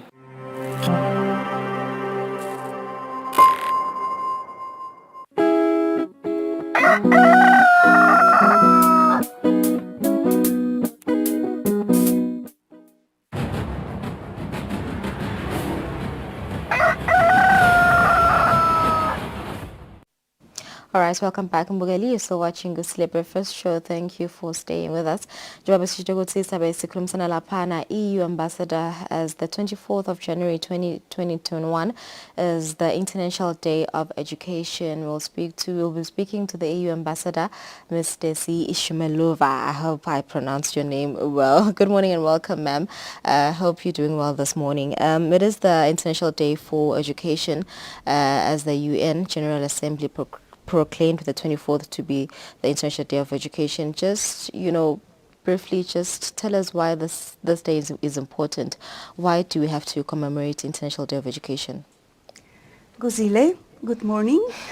I'm very pleased and happy to be here on this day, the International Day of Education. I must say first and foremost, indeed, I'm Desi Shumelova. You pronounce my name very well. I'm the European Union ambassador to the Kingdom of Eswatini. What does it mean? Who I do represent? Who is the European Union?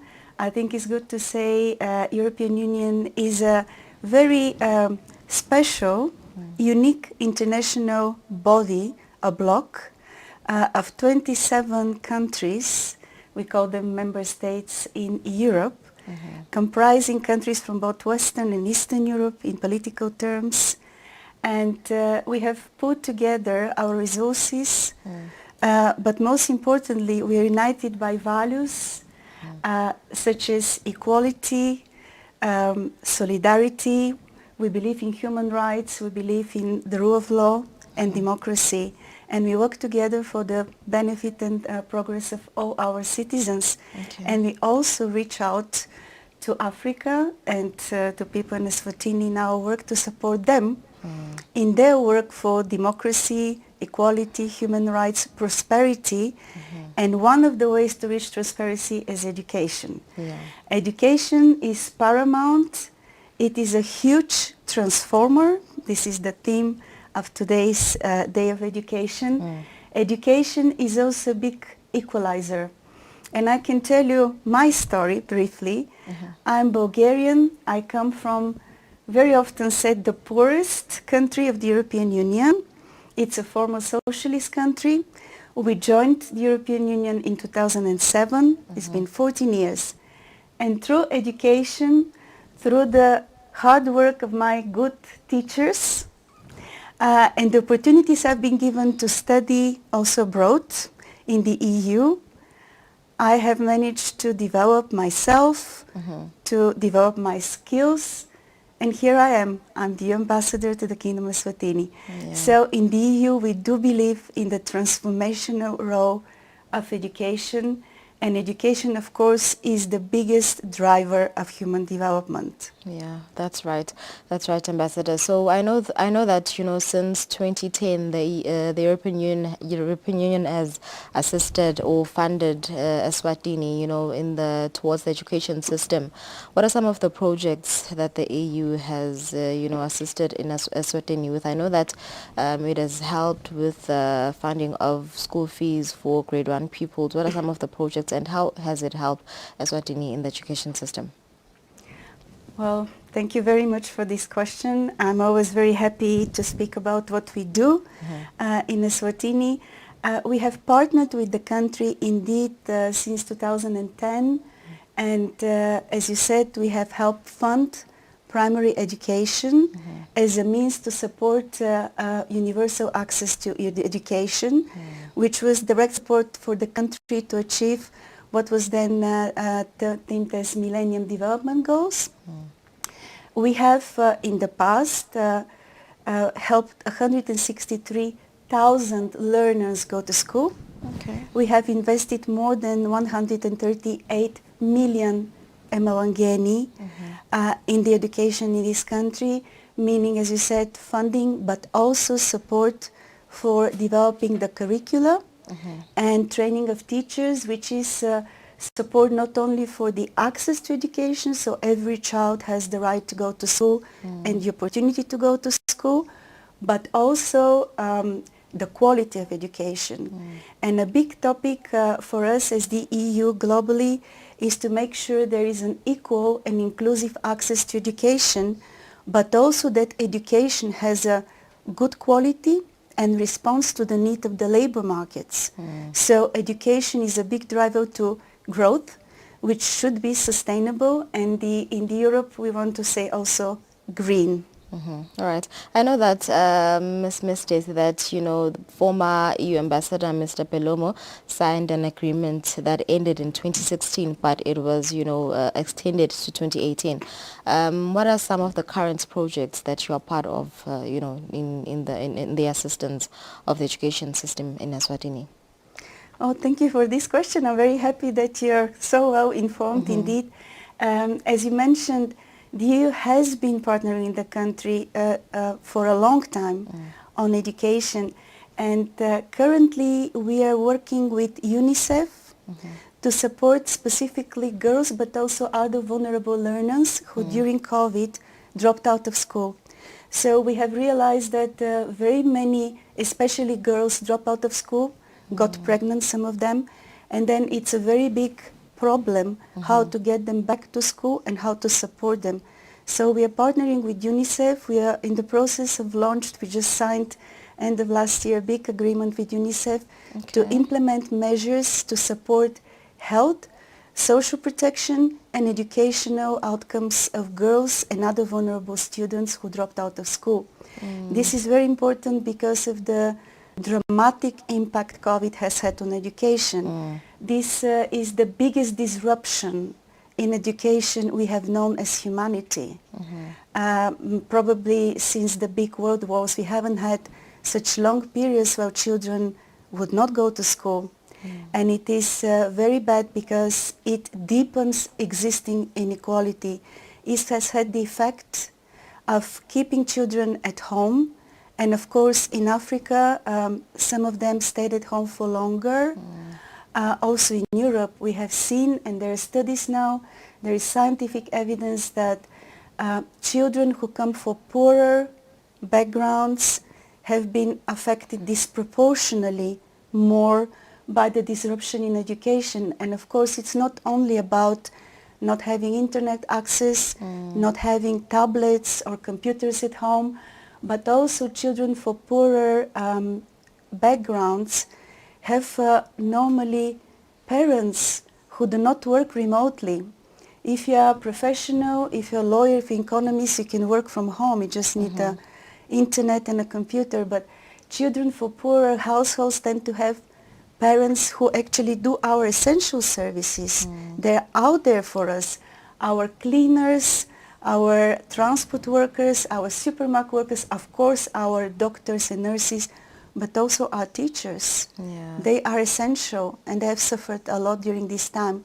So we are looking at ways to help Eswatini and help the country remedy this big negative impact on education, bring children back to school, because schools are safe places, or they should be safe places.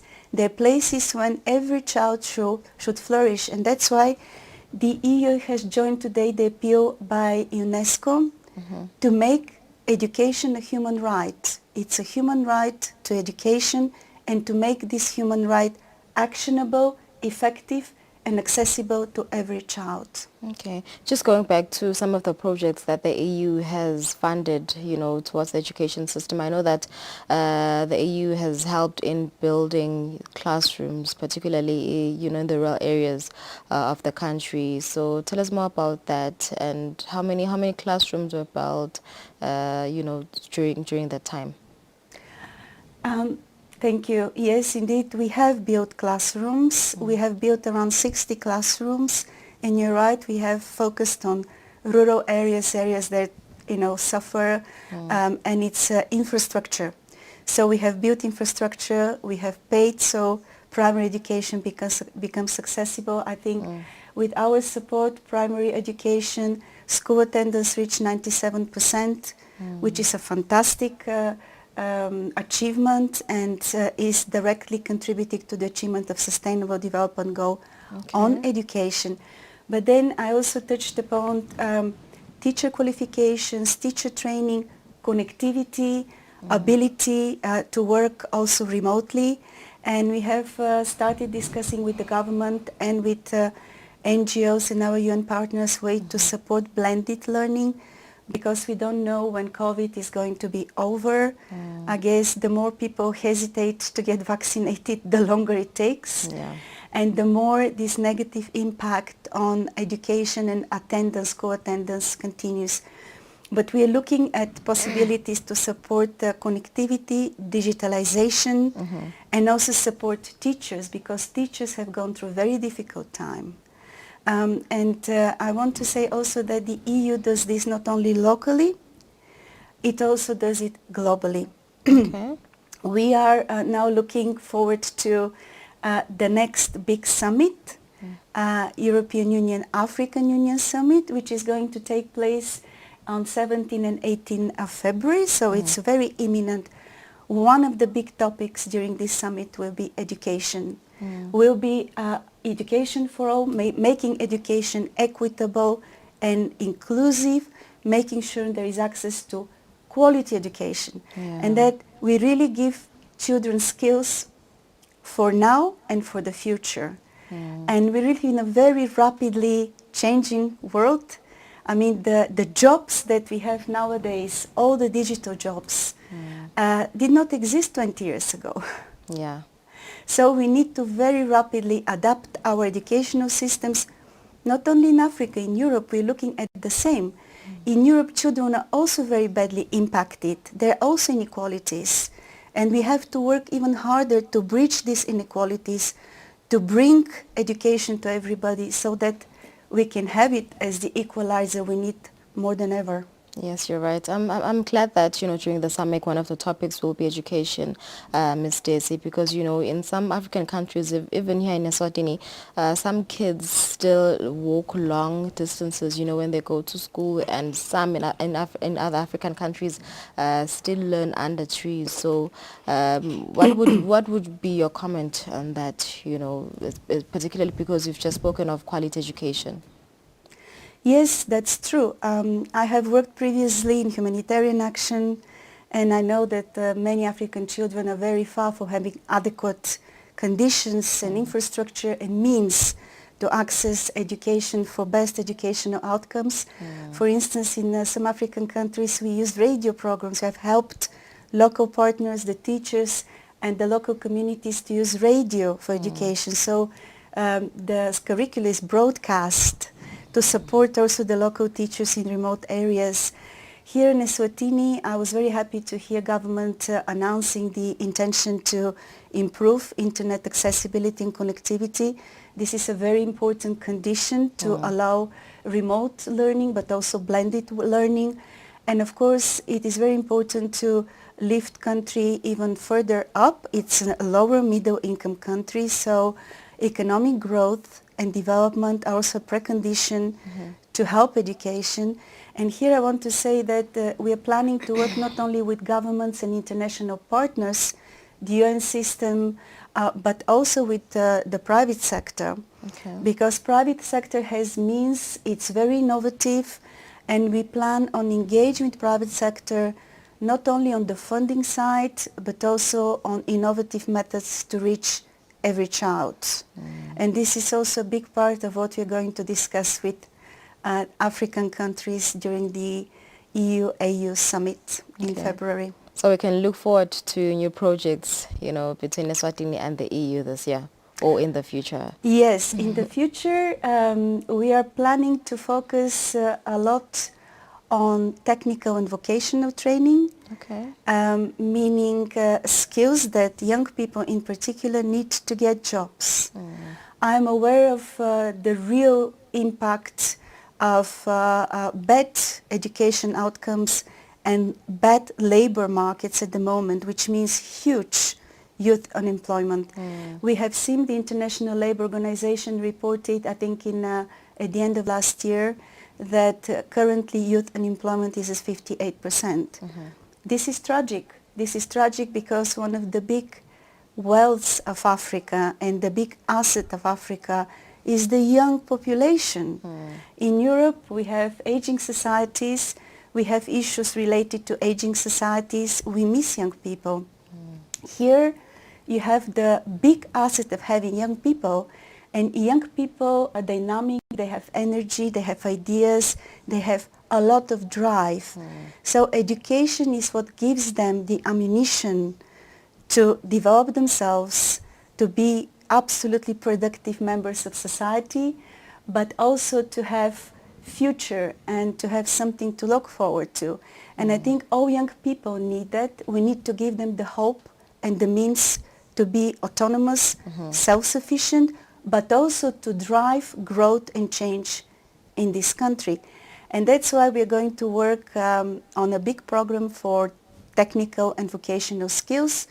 I'm told, I've been here only 4 months, but I already have been told by representatives of the business, education sector and government alike, that while we have this big unemployment, on the other hand, certain skills are impossible to find on the market. So clearly there is a mismatch between skills, what schools teach children, young people, and the needs of the labor market. And there, when it comes to job creation, again, the role of the private sector is not less important than the role of government. And we have to work together.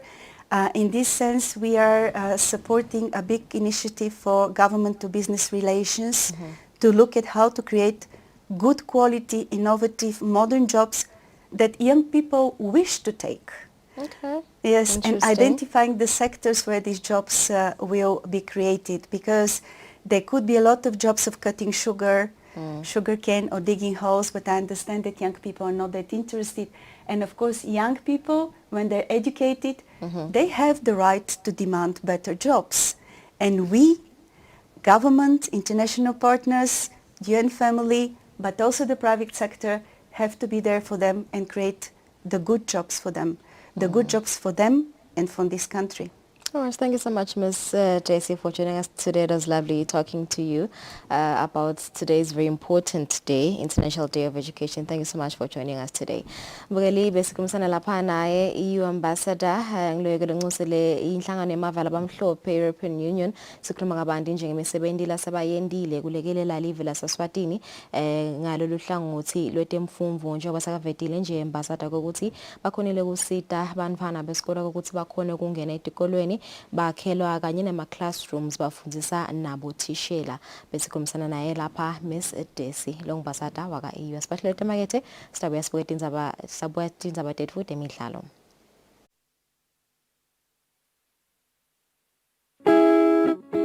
Pay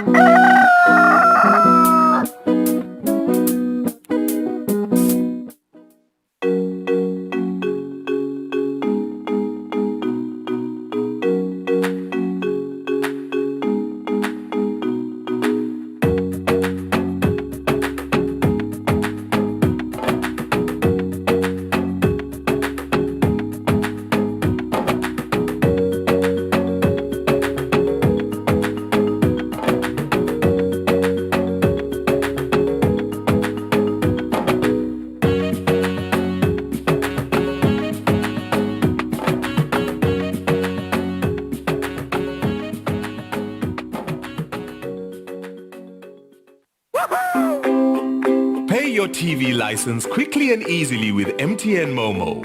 Simply dial *007 *3 hash and select option 8 for TV license. Enter your national ID number as your reference and the amount you wish to pay. Then enter your PIN to confirm your payment.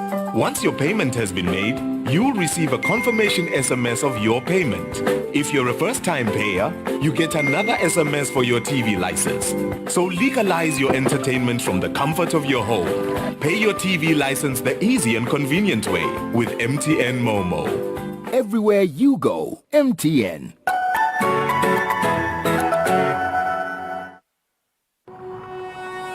When you choose your adventures, you do so with an open heart and a desire for the unexpected.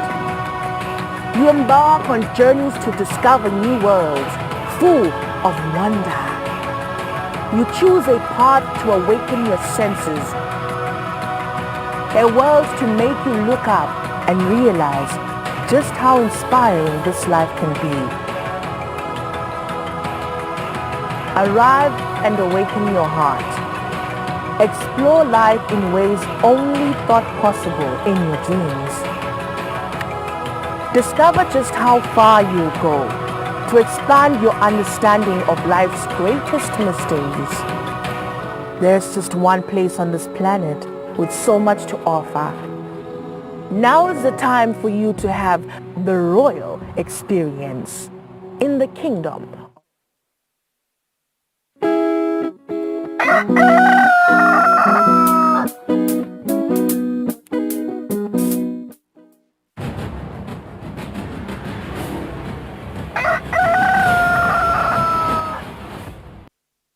7 minutes before 8 o'clock lesikhathi sitawuthi ukubuka leto nje temidlalo lebetendeka kulempela somvosiyati ukuthi selokuchubeka wona ama games eMTN Premier League kanye nema games AFCON la dlalwa khona evini lase Cameroon. Sinaye enthathele ifete emidlalo lapha Linda Master Dlamini kutochuzisana naye kabanti ngayo lemidlalo. Asivusele sekumukele Master. Bangibukele lapha etindzabeni ukuthi iHighlanders iwinile ngosi against Swallows. So seyijumpe lesicongweni lesicongweni yes. Yeah, ngiyabonga Lulu ngivusele wona eMaloyal viewers.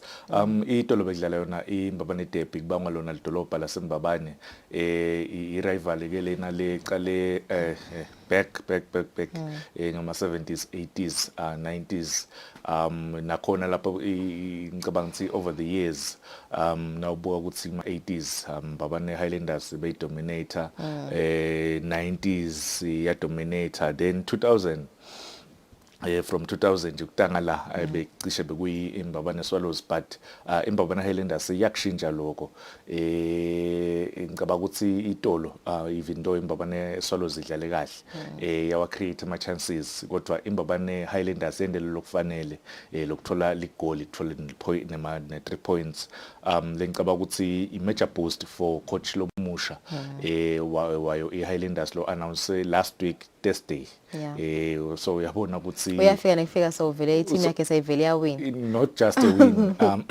ema breaking rights not just futhi ema breaking rights kuhlala etulo esicongweni seMTN Premier League yes iRoyal Leopard ayikadlala umdlalo wayo ine game in hand kodwa kuhlala lapha etulo because ema game in hands akusiyo ema point lo sangcono kunalo sathola ama point ngicabanga nje ukuthi Lulu ku this season bahlukile labona labeMbabane Highlanders ihlukile le team uyayibona lokuthi le fighting spirit ikhona kule team more especially their talisman Sabelo Nzinisa that boy is good ngicabanga ukuthi ngeke ngasho before ngathi angaze ngayibona a complete striker lo njengasikhali ku the past 20 years or 25 years ngibukela ibhola yakangwane because wenda konke the runs ma-shots outside the box, penalties, ma-headers. Ngicabanga ukuthi he's a complete striker. So leader is the captain of the team kuMbabane Highlanders this season, and he's a former Mbabane Swallows player yena Sikhali. So even nala season wakora kulo 2-1 naye wina Mbabane Swallows 2-1 wakora yena Sikhali.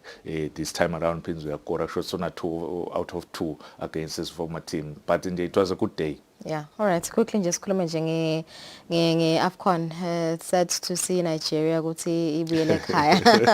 Bengayicabanga ukuthi sasihamba kangaka. I know you ladies ngiyayithanda ma Nigerians. Nigeria iphumile ku AFCON ikhokhwa yiTunisia. Ngiyathi ukuthi kuma group stages iNigeria bathola 3 out of 3 shots ba wina baba na 100%. Baphumile kenyalo beba favorites ukuwina yona eAFCON kodwa baphumile and ngicabanga ukuthi ama players la njengabo Iheanacho nabo Ndidi babuyele emuva eNgilandi and nalenye i-team lephumile eGabon ikhokhwa ngiyo iBurkina Faso bese ithola i-red card ke yona eGabon. But namuhla because aqhubeka lama games namhla kuna 2 iCameroon ema host nations. So ikhona iCameroon and nakuphuma yona ngicabanga ukuthi iAFCON itabe siyehla lelisasa because labantu le vibe ngeke isaba khona idlala ke nayo iComoros ithi yala kusadak bese sekuthi ke iGuinea idlala nayo iGambia. Alright, sinosibonga kakhulu Master ngenxa yesikhathi kumele sale sitisha sibeka lapho dona temidlalo, but thank you so much for joining us today. Well, it's 2 minutes before 8 o'clock. Aswathile tamange test uyasivala ihlelo.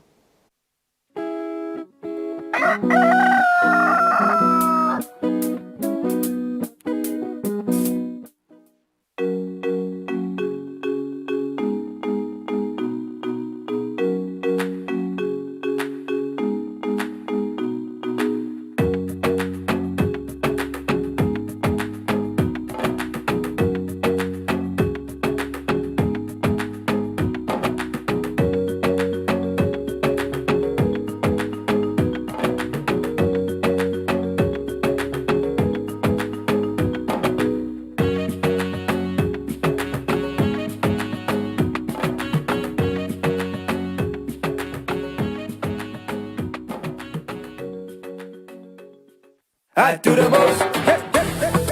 Watch local TV on the go with the Eswatini TV app for only 20 emalangeni. Come on. Do the most with Eswatini TV app. Download from Google Play Store or App Store. We're good together. Everywhere you go, MTN.